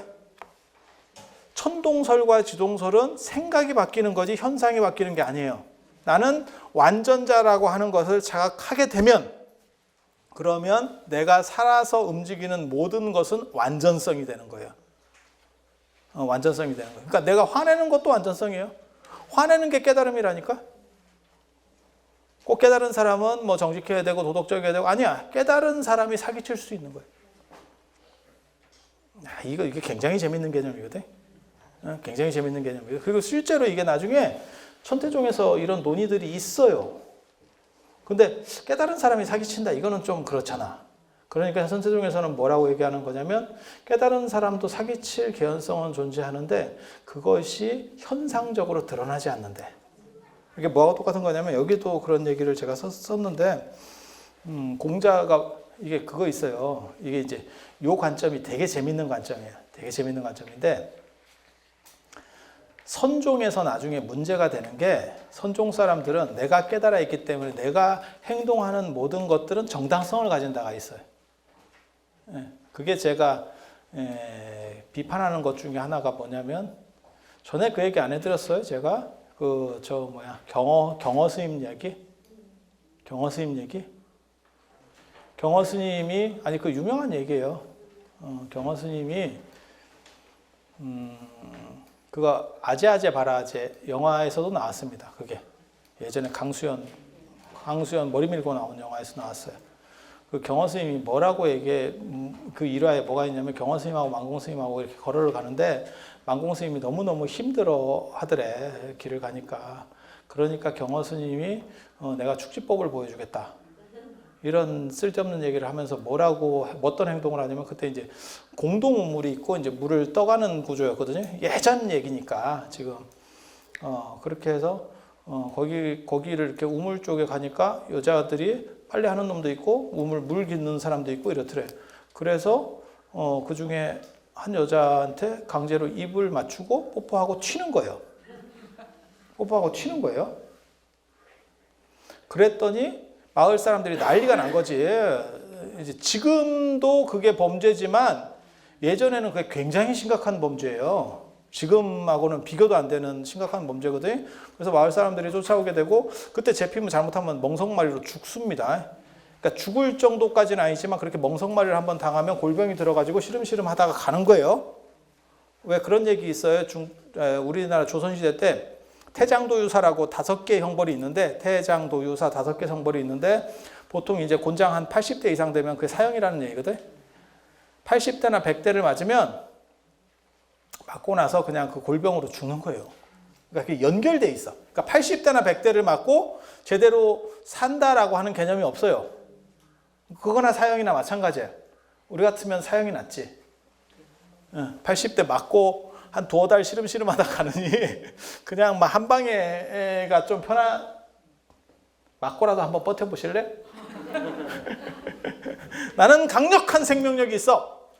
그러면 뭐 그렇게 사는 분도 있을 수 있지만 실제로는 그게 불가능하다는 얘기거든요. 그 정도 맞으면 사람 치료가 불가능하니까, 이게 옛날 얘기니까. 그래서 멍석마리를 제대로 당하면 사람이 죽습니다. 골병 들어서 죽어요. 그래서 이제 그게 잡히면 그런 멍석마리를 당해야 되는 상황이라서, 멍석마리가 뭔지 아시죠? 멍석으로다가 이렇게 사람을 말아서 두드려 패는 거거든요. 왜 그렇게 패냐면 죄의식을 느끼지 않고 많이 때리려고. 사람이 보고 있으면 이게 계속 때리기가 힘든 거예요. 죄의식이 생기니까. 이해가 됩니까? 근데 뭐 말아놓으면 범죄자만 있지 나의 죄의식은 줄어들거든. 그러니까 얼마든지 때릴 수 있는 거예요. 그래서 죽기도 합니다. 그래서 그렇게 이제 가는데, 그래서 이제 마을 사람들이 쫓아오니까 난리가 나고 결국 산을 넘고 막 이렇게 해서 죽자고 도망갔대. 그러고 나서 경어 스님이 뭐라고 만공 스님한테 얘기했냐면, 내 축지법이 어떠냐? 너 힘들지 몰랐지? 이렇게 쓸데없는 소리를 했다는 거예요. 잡히면 죽으니까 진짜 꽁지 빠지게 뛰었겠지. 근데 이 얘기가 저는 굉장히 문제 있는 얘기라고 생각을 하거든요. 이런 얘기를 경어록에 수록하는 게 저게 아마 한용운 이런 사람이 했을 거예요. 저게 한용운이 약간 개념이 없거든 원래. 근데 자기가 개념이 없으니까 이런 소리들을 하는데 이거는 굉장히 잘못된 행동이거든요. 아니 오늘날도 만약에 어떤 스님이 이런 행동을 했어.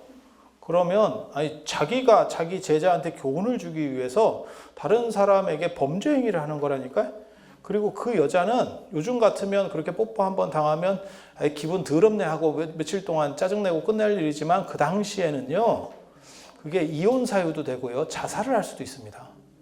그 사람은 제가 분명히 얘기하는데 정상적 삶을 못 삽니다. 그 시절에는. 외간 남자하고 뽀뽀를 하면 지금은 별게 아니라니까. 지금은 뭐 에이씨 기분 더럽네. 진짜 이 정도 상황으로 끝날 일이고 예전에 그 영화도 있었는데 조재현 그 나쁜 남자인가 뭐 이 영화에 보면 거기서도 그런 행동이 나오죠. 이제 길 가다가 자기가 마음에 든다고 뽀뽀를 하는 뭐 이런 게 나오는데 그 시절 경어 스님의 시절이라고 하는 거를 그게 일제강점기 초기인데 그때 그거 감당 못 합니다. 그 여자 입장에서는. 그리고 그건 그 여자의 선택이 아니에요. 그건 심각한 범죄입니다. 지금으로 말하면 엄청난 범죄입니다. 네. 그런데 그것을 정당화하면서 그걸 기록으로 남겨? 이건 지정신이 아니에요. 이게 뭐냐면 주관주의에 매몰돼서 그러니까 깨달음이라고 하는 이 현실이 다 깨달음인 거야. 그분들의 개념에서는. 그렇기 때문에 마치 꿈속처럼 한번 그냥 놀아주고 끝난 거야. 근데 실제로는 그렇지 않은 거지. 저 당한 사람 입장에서는. 당한 사람 입장에서는. 그래서 이게 이제 선불교가 나중에 굉장히 비판받는 이유 중에 하나거든요. 굉장히 비판받는 이유예요. 그런데 공자가 뭐라고 한 게 있냐면 종심소유기부류구라고 종가가 70에 그런 얘기를 하거든요. 마음 먹은 대로 행하여도 도에서 어긋나지 않는다. 그러니까 나는 그냥 자유롭게 하는 거야. 내가 하고 싶은 대로 다 하는 거야. 하지만 그런 원칙에서 기본 윤리 도덕에서 벗어나지 않는다. 부처님도 그런 얘기가 있습니다. 불시율행이라고 부처님께서 행하시는 것이 곧 율이지 부처님은 율을 지키려고 한 게 아니래요. 그런 말은 굉장히 재밌거든요. 그러니까는 도덕과 현실이 유리되지 않는다라고 하는 거예요. 그러니까 깨달음이 두 종류가 있는 거야. 도덕과 현실이 유리되는 깨달음이 있고 현실과 도덕이 이게 이율 배반적인 게 있고 하나는 일치되는 게 있는 거예요. 이게 정당한 깨달음입니다. 이렇게 되면 누구한테는 뭐 원효나 이런 거 다 마찬가지예요. 그게 저 개념을 쟤네들이 이해를 못해서 그래요. 그런 식으로 내가 하면 불륜, 남이 하면 로맨스, 아니 내가 하면 로맨스죠. 그런 식으로 가면 한도 끝도 없는 거예요. 이 세상에. 야, 씨 그렇게 하면 이 세상에 단죄하고 범죄라는 게 존재할 수 있냐? 다 사연을 들어보면 다 구구절절하지? 장발장 같이 아는 놈이 몇이나 되겠냐? 우리가 이해를 못해서 그런 거지. 그래서 그런 거는 굉장히 안 좋은 행동이에요. 그리고 그것 때문에 사실은 그런 행동들 때문에 욕을 바가지로 먹으면서 선불교가 나중에 성리학이나 이런 쪽에 신유학에 밀리게 되는 이유 중에 하나도 그거거든요. 그런데 천태종에서는 뭐라 그러냐면 그러니까 부처님에게도 악은 있지만 그 악이 드러나지 않는데, 그러니까 뭐냐면 악이 작동하지 않는다는 거예요. 그냥 자기가 하고 싶은 대로 다 해도 악이 안 드러나는 거야. 그러니까는 아까 공자 얘기식으로 하면 내가 그냥 하고 싶은 대로 해도 도덕이나 윤리로부터 벗어나는 건 없어. 그러니까 내가 그걸 지키기 위해서 나는 이렇게 해야 되겠다. 이렇게 생각하는 게 아니고 우리도 마찬가지죠. 뭐 생각하시면 되냐면 우리가 그냥 대한민국에서 이렇게 사는데 법을 지키려는 생각 별로 없어요. 그냥 정상적으로 살면 법을 지키고 있는 거지. 우리가 법을 지켜야겠다. 자, 나는 이게 준법의식이 투철하다. 이렇게 사는 사람 별로 없거든. 그냥 정상적으로 크게 이상한 짓 안 하면 도덕적으로 잘 사는 거예요. 도덕적으로 잘 사는 거예요. 그래서 그 정도 생각하시면 돼요. 그래서 부처님에게도 악은 있지만 그 악이 드러나지 않는데, 현현하지 않는다는 거예요. 이렇게 작동하지 않는다. 작동하지 않는다. 우리도 마찬가지예요. 우리에게도 살인자의 요소는 존재한다니까. 사람을 죽일 수 있는 요소가 있어. 아니 내가 욱해가지고 진짜 막 못 참고 이래갖고 사람을 죽일 수도 있잖아. 아니 그냥 가정이에요. 하지만 정상적인 사람이면 그 살인자의 요소는 드러나지 않지. 죽을 때까지. 사람을 죽이지 않잖아. 못 죽이는 건 아니잖아. 우리가 진짜 마음 먹고 사이코패스 같이 하면 우리도 할 수 있어. 할 수 있어. 이렇게.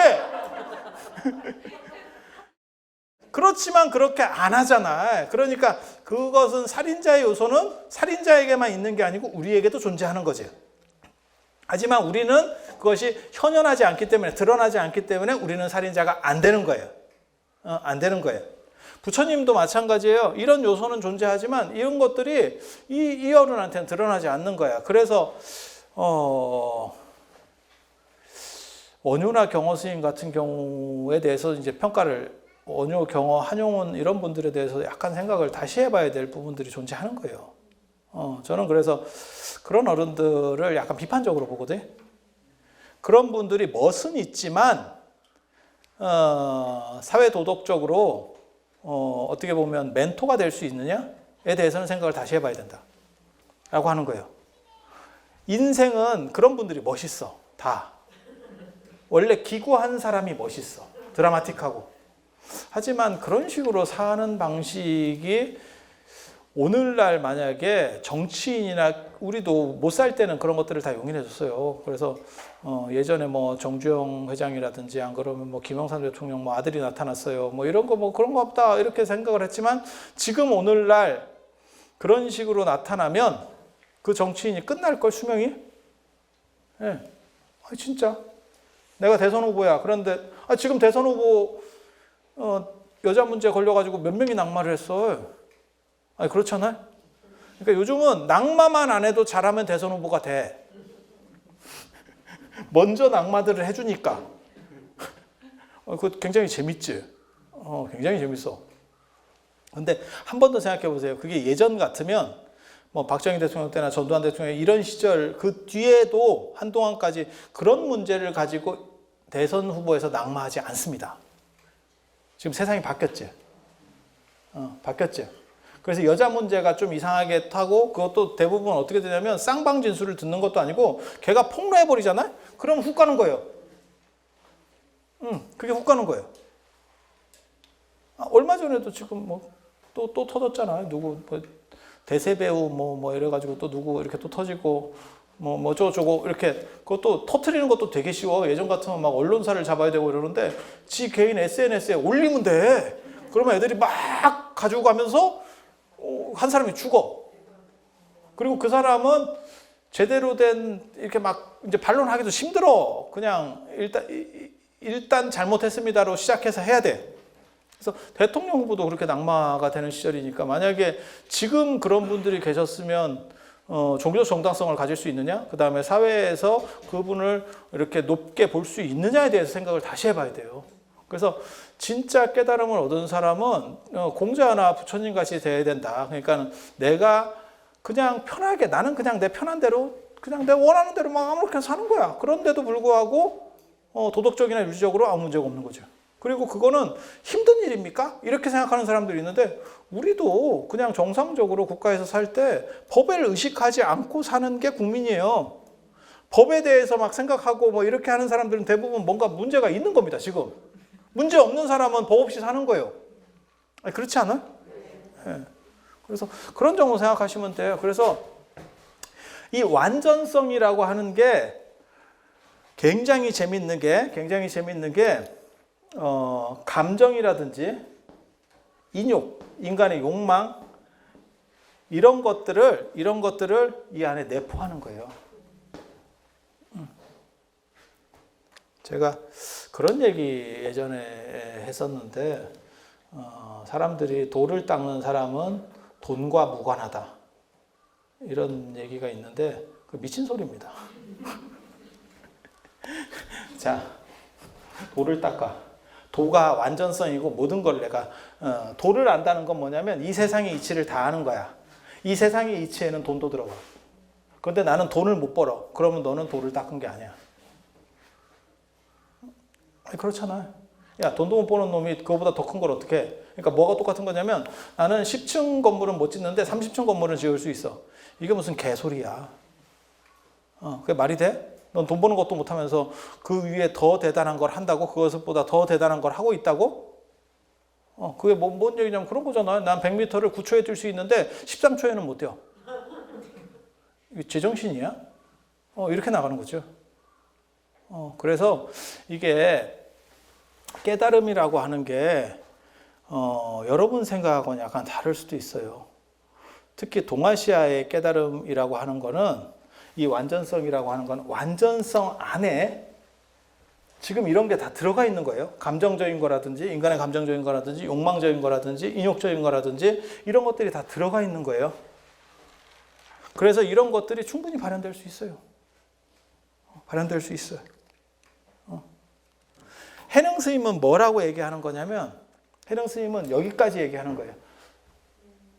해능 스님은 시간이 많이 지난 뒤에 인간이 깨달을 수 있다는 것은 지금 너희는 깨달아 있다는 뜻이야. 그러니까 그것을 자각하기만 돼.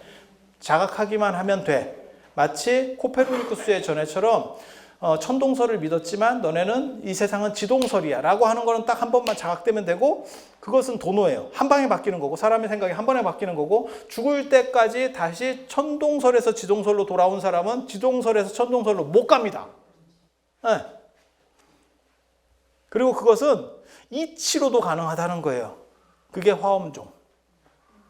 이치만 가지고. 우리가 사실 천동설에서 지동설을 이해하는 데 있어서 그러니까 눈으로 보는 건 다 천동설밖에 없어요. 사실은 천동설적인 현상이지 지동설의 현상을 보진 않아. 그래서 지금도 오늘날도 태양이 뜨고 진다라고 말하지 해가 뜨고 진다라고 말하지 지구가 뺑뺑이 돈다라고 말하지는 않아. 네. 그리고 우리가 아무리 과학이 발전했어도 지금 오늘날 우리가 무슨 우주선 타고 나가가지고 지구가 둥근 걸 본 사람이 누가 있어? 지구가 둥근 거가 여러분 사실 사기일 수도 있어요. 미국이 주도해서 사기를 치는 걸 수도 있다니까? 지구가 원래 평평한데? 제대로 우리가 본 적은 없잖아, 나가서. 그냥 그렇다라고 현상적인 걸 봐서 유비추리로다가 믿는 거거든? 그거는 여러 가지 개연성들을 봤을 때 이건 사실이야. 그러면 지구 둥근 거 사진도 있고 다 그렇잖아요. 조작했을 수도 있잖아. 미국이 다 조작했다니까? 미국 나쁜 놈들이? 그리고 우리는 뭣도 모르고 그거를 계속 믿고 있는 걸 수도 있어. 하지만 실제로 경험해보지 않았지만 그거는 한 번만 생각을 어느 정도 이상 갖춰지면 죽을 때까지 다시 지구가 평평할까 이 생각으로는 안 가지. 그렇게 한번 넘어가는 걸 도노라 그러고 도노 후에 미혹하지 않아요. 다시 안 돌아가. 그걸 도노 돈수라 그래요. 그게 도노 돈수가 되는 거예요. 네. 그리고 뭐가 있냐면 그 도노를 얻는 데 있어서 체험으로 얻은 게 아니라는 걸 얘기하고 싶은 거예요. 제가 지금. 그러니까 내가 지구 밖에 나가서 눈으로 내가 딱 보고 그건 체험이잖아. 그게 제일 확실하지. 만약에 무슨 내가 우주선을 타고 나가서 진짜 암스트롱처럼 암스트롱 맞지? 그 달 이렇게 그 사람처럼 이렇게 나가가지고 지구를 보니까 지구가 동그랗네. 야 평평한 건 다 구라야. 내 눈으로 내가 봤어. 눈으로. 이렇게 안 하고 우리는 그냥 간접적 자료들만 가지고 직접적 경험은 하나도 없지. 간접적인 걸로 이렇게 딱 두드려 봐서 오케이 하니까 됐지. 그게 교리로서도 깨달음을 얻을 수 있다. 그 얘기예요. 그리고 그것은 그게 불완전한 거 아닙니까? 체험이 중요하지 그런 건 불완전하는 거 아닙니까? 야 불완전하면 다시 깨져야 될 거 아니야. 안 깨지잖아 그거. 죽을 때까지 몰라. 치매 걸리면 몰라도 그전에는 안 깨질걸? 지구를 평평하다고 믿을 수 있을까 사람이? 그거는 아마 지구를 평평하다고 믿는 사람들도 있을 수는 있을 거예요. 아마존이나 이런 데서 거의 약간 원시인같이 사는 사람들. 근데 그런 사람들은 처음부터 그랬던 거고, 우리도 처음에는 그렇게 생각을 했겠지. 근데 어렸을 때 우리는 이렇게 교육을 받았지. 몇 가지. 그리고 다시 이렇게 딱 보니까 그 시각이 딱 박힌 거지. 그리고 나서 다시는 미혹하지 않지. 미혹하지 않지. 그러니까 명확하게 알면 행동이 수반한다. 이거는 중국 철학하고 약간 다른 문제인데 이게 가능해요. 그리고 그걸 제시한 사람이 현수법장이에요. 그리고 사실은 부처님도 그 얘기를 해요. 그래서 부처님 제자를 성문 제자, 많이 들은 놈이라고 하는 거예요. 들어서 판단이 명확해지면 그러면 수다원. 그래서 법눈이 청정해졌다. 미혹하지 않는다는 뜻이에요. 미혹하지 않는다는 뜻이에요. 그래서 해능 스님은 사실은 여기까지만 얘기했어요. 그래서 네가 붓다라고 붓다일 수 있다는 견성이라고 쓰지만 실제로는 견불성이에요. 네가 지금 불성을 자각하면, 너의 완전성을 네가 자각할 수 있으면 너는 곧 붓다야. 그래서 불성이 곧 불이야. 이게 해능 스님의 말씀하신 육조혁명이에요. 육조혁명. 육조혁명. 근데 여기서 끝나는 게 아니고 이제 마조라고 하는 분이 있어요. 마조. 저도 개인적으로 제일 좋아하는 분인데 선종에서 되게 멋있거든. 이제 해능 스님 문화에 남학 회양 스님, 그 다음에 이제 청원 행사, 그 다음에 하택 신해, 이렇게 세 명이 잘 나가는 사람이 있는데 그 중에서 남학 회양 제자가 이 마조거든요. 마조. 근데 마조 밑에 이제 88명의 뭐 제자가 있다. 어쩌고저쩌고 뭐 이러는데 이 양반이 얘기하는 건 그거예요. 모든 것이 완전하다면 인간의 감정적인 것도 완전해야 되는 거잖아. 그러니까 감정을 탈각하고 깨달음을 얻는 게 아니고 내가 감정 자체를 가지고 깨달음을 얻을 수 있는 거예요. 그리고 앉아서 참선을 해서 깨달음을 얻는 게 아니고 이게 모든 게 완전성이기 때문에 앉아 있는 것도 깨달음이고 참선하는 것도 깨달음이고 명상하는 것도 깨달음인 거야. 그러니까 무슨 생각을 하냐면 이 사람이 평상심시도 일상에서 일어나는 모든 것들이 다 진리다 라고 얘기를 하는 거예요. 그리고 그 마조에 이렇게 법맥에서 내려가면 그 안에 임재가 나오는 거고, 그래서 이게 조금씩 발전해 가는 거예요. 그래서 임재는 뭐라고 얘기하는 거냐면 행주자와 어묵동정, 앉아있고 누워있고 서있고 뭐 거닐고 자빠져 자고 이런 것들이 다 깨달음이다. 깨달음이라고 하는 것이 현상과 유리되어 있지 않다. 이건 무진장 중요한 얘기거든. 이 마조부터, 그러니까는 해능이 한번 치고 그 다음에 그것을 이제 마조가 어떻게 보면 제가 보기에는 완성했다라고 보는데, 특히 여기에서 뭐가 나오냐면 작용주의라는 게 나옵니다. 작용주의. 작용주의. 사실 해능 스님이 잘못 봤을 수도 있다라는 생각을 해요. 왜? 불성이 있냐? 라고 하는 거죠. 불성을 어떻게 증명할래? 인간의 안에 선한 거를 증명할 수 있어? 이 문제가 걸리는 거예요, 사실은. 이 문제가 걸려. 근데 마조 쪽에 오면 무슨 어떤 식으로 이걸 해석할 수 있는 여지를 남겼냐면, 마조가 그렇게까지 뚜렷하게 얘기한 건 아닌데, 모든 것은 변화하고 그 변화하는 것 자체가 불성이야. 그러니까 불성이라고 하는 것은 어떤 고정된 실체가 있고 항상한 게 아니고 모든 것은 흘러가는 그 자체. 변화한다는 것은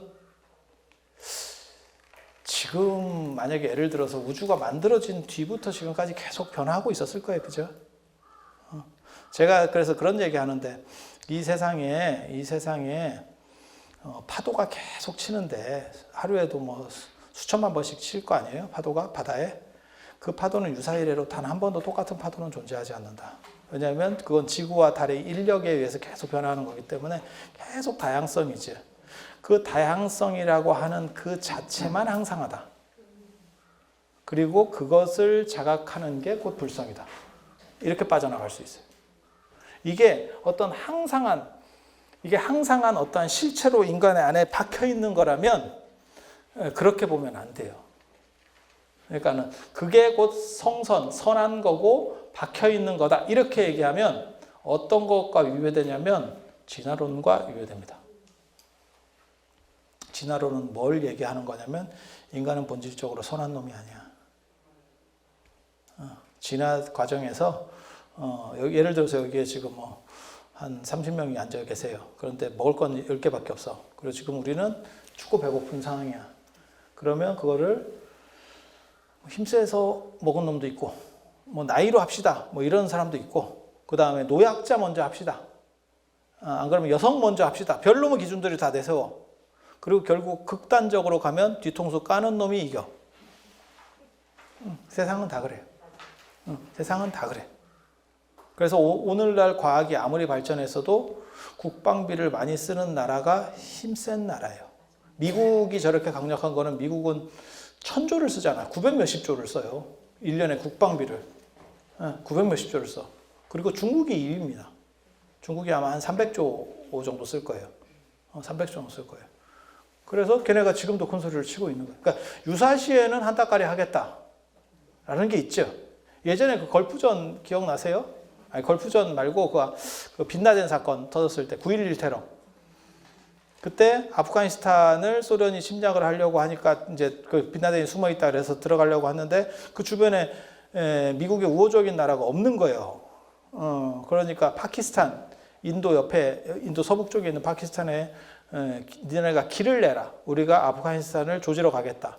그랬더니 파키스탄이 뭐라고 처음에 했냐면, 그러니까 우리 조선으로 말하면 기분 나쁜 거지. 일본이 명나라를 칠 테니까 길을 내라. 야씨, 그 뭐 개풀 뜯어먹는 소리야. 그리고 걔네는 같은 이슬람이니까 그 조금 생각해봐야겠는데 안 될 것 같아. 뭐 이러니까 미국이 그 당시에 뭐라고 했냐면, 그 외교 발언으로서 전 세계에서 가장 유명한 외교 발언 중에 하나입니다. 너네를 석기 시대로 만들어 주겠다. 반항하면 석기 시대로 되돌려 놓겠다. 이랬더니 아이고 뭐 길 내주는 거야. 뭐 살다 보면 할 수도 있는 거지. 이러면서 길을 내주거든. 잠깐 빌려주는 건데 뭐 달라는 것도 아니고. 그렇게 싸가지 없는 말을 했어요, 미국이. 네. 아니 사실 아프가니스탄, 파키스탄 입장에서는 줄 수도 있고 안 줄 수도 있는 거예요. 그런데 그런 얘기를 했어. 아니 진짜예요. 농담으로 하는 얘기가 아니라 찾아봐. 제 말이 맞나 틀리나. 진짜예요, 진짜. 너네를 석기 시대로 만들어주겠다. 그 한마디로 파키스탄이 입을 닫았어. 그리고 기지를 다 빌려줬지. 그래서 지금도 그렇게 무력이 중요한 거예요. 세상이 아무리 발전해도. 그래서 미국이 지금 전 세계에서 제일 센 거는 돈을 찍어내고 군사력이 강력하니까. 뭐 딴 거 있어요? 그런 거예요. 그런 거예요. 그래서 진화론상에서 왜 인간이 살아남았느냐? 제가 그런 얘기 하거든요. 착한 사람과 나쁜 사람이 있어. 착한 사람도 있고 나쁜 사람도 있어. 아니 그냥 태초에 인간이 있었는데 착한 사람 50%, 나쁜 사람 50%야. 그런데 기근이 들었어. 자, 착한 사람이 죽을 확률이 클까? 나쁜 사람이 죽을 확률이 클까? 여차하면 뒤통수라도 까고 옆에 놈도 내가 잡아먹으면서 살 수 있다라고 하는 사람하고, 그래도 뭐 내가 희생을 해서라도 남을 살려야지 라고 하는 사람하고 누가 더 살 확률이 클 것 같아요? 나쁜 놈이 더 살 확률이 크겠지. 그거를 계속 유전을 하면서 대를 내려와 봐. 그러면 비율이 어떻게 될 것 같아요? 그게 바닷물과 민물의 비율처럼 바뀌는 거예요. 지구가 처음 생겼을 때는 바닷물이나 민물이나 똑같이 짠물, 그 농도가 비슷했다 하거든.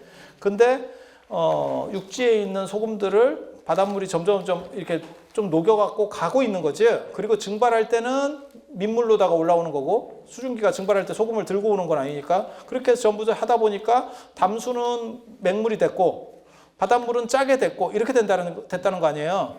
똑같은 결과지예요. 그래서 인간이 이런 식으로 환경이 되면 그러면 어떤 일이 벌어지느냐? 이게 뭐 99대 1 이제 이런 식으로다가 나쁜 놈이 승리하는 거죠. 그리고 그 승리자의 후손이 우리입니다. 그 나쁜 놈의 후손이 우리야. 그래서 무슨 생각을 할 수 있냐면, 사람은 착하지 않은 거 아니야? 인간은 본질적으로 악한 거 아니야? 이제 그 생각이 나는 거예요. 그래서 인간이 착하지 않다라고 생각을 이렇게 해버리면 무슨 일이 벌어지냐면, 중국 사람들이 생각하는 모든 사람은 선해라는 개념, 그 다음에 해능 스님이 얘기하는 것 같은 뭐 누구든지 완전성을 가지고 있다면 근데 그게 불완전성일 수 있다는 거죠. 그러면 그거를 터득한다 그래서 완전성이 될까?에 대해서 반론을 필 수 있는 거예요.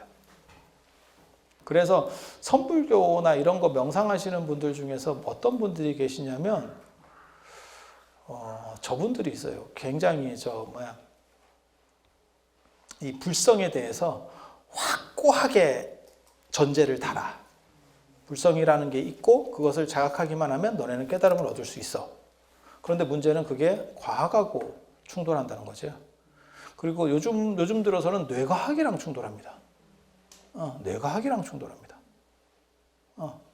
그런데 이 불성론을 항상하다라고 생각하지 말고 모든 것은 변화하는 그 자체가 불성이야 라고 하면 그런 문제가 다 해결이 돼요.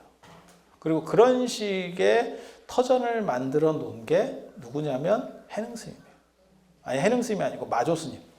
마조의 홍주종. 이 양반이 홍주 개원사에서 법을 펴서 홍주종이라고 하는 거거든요. 그래서 홍주종에서는 뭐라고 그러면 일상이 다 깨달음이다. 일상이 다 깨달음이다. 그래서 평상심시도, 그 다음에 항다반사라는 말을 하거든요. 항다반사가 뭐냐면 차 마시고 물 마시고, 아니 차 마시고 밥 먹고 물 마시고 이런 얘기예요. 그런 것들이 다 깨달음이다. 그래서 깨달음 아닌 것은 존재하지 않아 라고 하는 거예요. 그러니까 깨달음은 완전해야 되고 그 다음에 선해야 되고 그럴 필요도 없어요. 사실 깨달음이 불완전히 깨달음일 수도 있는 거야. 굉장히 재밌는 철학이에요.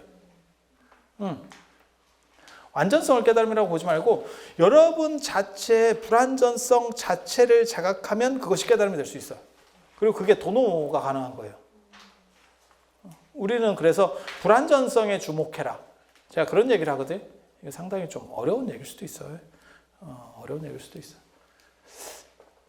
그래서 그렇게 가는 거고, 이제 나중에 임재스님 얘기가 나와요. 제가 여기다 임재스님 얘기를 써놨는데, 임재스님 그 되게 재밌는 얘기가 있어요.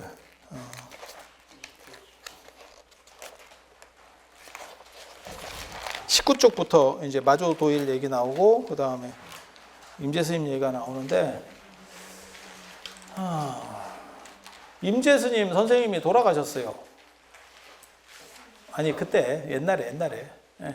임재스님 선생님이 돌아가시니까, 임재스님이 뭐라고 어떤 행동을 했냐면, 사람들이 이제 문상을 갔을 거 아니에요. 임재스님을 보고 문상을 갔겠지. 그래서 이제 문상을 가보니까 임재스님이 펑펑 울고 있더래. 그러니까 사람들이 뭐라고 생각했냐면, 야, 씨, 이게 뭐요? 깨달은 사람도 우나? 이렇게. 이게 되게 재밌어요. 부처님 돌아가셨을 때는 두 종류의 사람이 있었다. 이렇게 나오거든요. 그게 담담한 사람과 슬피 우는 사람. 부처님이 열반하셨을 때는 담담한 사람과 슬피 우는 사람. 담담한 사람은 누구냐면 깨달은 사람. 깨달아서 이거 5시까지 아니에요? 네. 시간 4시까지. 아니, 원래 4시까지. 아, 4시까지예요? 아, 그래요? 아니, 뭐 금방 하고 끝낼게요. 아, 이게 4시까지예요? 나 5시, 전에 5시까지 안 했어요, 우리? 작년에 5시까지 했었는데? 작년에는 그렇게 했고요. 아, 이게 그러면 내년에는 1시간 하는 거예요? 야, 내후년에는 입금만 되겠는데? 오지도 않고? 이거 되게 재밌어. 이거 한번 봐봐. 담담한 사람과 슬퍼하는 사람이 있었는데, 담담한 사람은 깨달은 사람이고 슬퍼하는 사람은 깨닫지 못한 사람이었대. 그런데 임재스님 기록에는 뭐라고 나오냐면 펑펑 울더래. 그러니까 딴 사람들이 와서, 문상 온 사람들이, 깨달은 사람도 슬퍼합니까? 감정 조절이 그렇게 안 됩니까? 라고 얘기했더니 임재스님이 뭐라고 대답했냐면, 슬픈데 어떻게 하나? 이렇게 했다는 거예요. 그게 감정을 긍정하는 겁니다. 그러니까 깨달음이 감정과 위배된다고 생각하는 것은 너네가 잘못 생각하는 거야. 깨달음이 완전성이라면 그 안에서는 감정을 긍정하는 것도 있고 부정하는 것도 있고 다 포함하고 있어야 돼. 그래서 어떤 것은 작동을 하고 어떤 것은 작동하지 못하면 그것은 불완전성이야. 완전성이라고 하는 것은 완전도 포함하고 불완전도 포함하고 다 포함하고 있어야 돼. 이렇게 나오면 이게 굉장히 재밌어요. 그러면 이 아이디어를 자각만 하면, 이 관점을 자각만 하면 우리 삶 자체는 그 자체로 깨달음에서 벗어날 수가 없어요. 그래서 우리는 일하는 가운데, 사는 가운데가 전체가 깨달음의 장이 되는 거예요. 그래서 내가 주관만 세우면, 그래서 뭐라고 얘기하는 거냐면, 수처작주 입처계준이라고 자기가 자신이 주인공이라는 걸 터득만 하면 이 원리를 알기만 하면 깨달음이 아닌 게 없대. 그리고 그것이 현실에서 구현되는 게 나중에 양명학에서 나오는 사상마연이에요. 우리가 살고 있는 모든 조건 속에서 그것은 다 깨달음이야. 그러니까 한 바퀴 되돌려서 말하면 내가 하고 싶고 수행하는 것만 깨달음이 아니고 내가 하기 싫은 일, 그 다음에 현실에서 부딪히는 많은 어려운 일들도 실제로는 깨달음이야. 관점만 한 번만 뒤집어서 보면, 그러니까 초월적 관점에서 보면 뭐하고 똑같은 거냐면 봐봐. 이 세상이 꿈이나 매트릭스 같은 세상이에요. 그 안에는 좋은 일도 있고 나쁜 일도 있고 많아. 여러 가지 일들이 많아. 하지만 이거를 매트릭스 안에 있는 네오라고 하는 사람이 야 이것은 다 꿈 같은 거야. 이것은 사실은 전기 신호야. 그래서 매트릭스 영화를 보면 맨날 0, 1 뭐 이래갖고 쭉 이렇게 코드 보는 거 나오는 게 이건 사실 전기 신호야. 라는 걸 자각하면 이것들은 다 대등 관계인 거예요. 그리고 실제로 그것을 관통하는 것은 그냥 다 긍정될 수밖에 없는, 여기서 이게 부정이 되면 인도 철학으로 넘어가는 거고 이것이 그냥 긍정이 돼서 매트릭스에서 안 나와버리면 돼. 그러면 그 자체가 깨달음 아닌 게 없는 게 돼요. 그래서 나중에 양명학에서는 무슨 말까지 하냐면 만가성인, 도로에 성인이 가득하다. 성인 아닌 놈이 없다. 이렇게 되는 거예요. 단 저놈이 자각 못할 수는 있어. 꿈속에서 쟤는 고통스러워하고 있는 거야. 근데 내가 꿈이라는 걸 자각하고 있는 사람 입장에서 볼 때는 너는 고통스러울 것도 없어. 너는 원래부터 다 모든 존재들은 다 대등관계고 완성되어 있는 존재니까. 거기서 완성이라고 하는 것은 불완전을 포함하는 완성이에요. 불완전을 넘어서는 완성이 아니고 불완전 자체가 완성이라니까. 야, 이거는 진짜 이 세상에서 나밖에 얘기 못해. 불완전히 완성이야. 어휴, 땡 잡았는데? 3시간 하는 줄 알고 왔더니 2시간만 해도 된다고. 손해봤네. 내가 30분 손해봤네. 그래서 여러분들 그러면 오늘은 이 정도로 하고 다음 시간에 실수할 수 있는 거, 그러니까 직접 해볼 수 있는 이야기, 그 다음에 오늘 지금 뒤쪽에 좀 남은 이야기들, 그런 이야기들 마저 해드리도록 하겠습니다. 자, 들어서 감사합니다.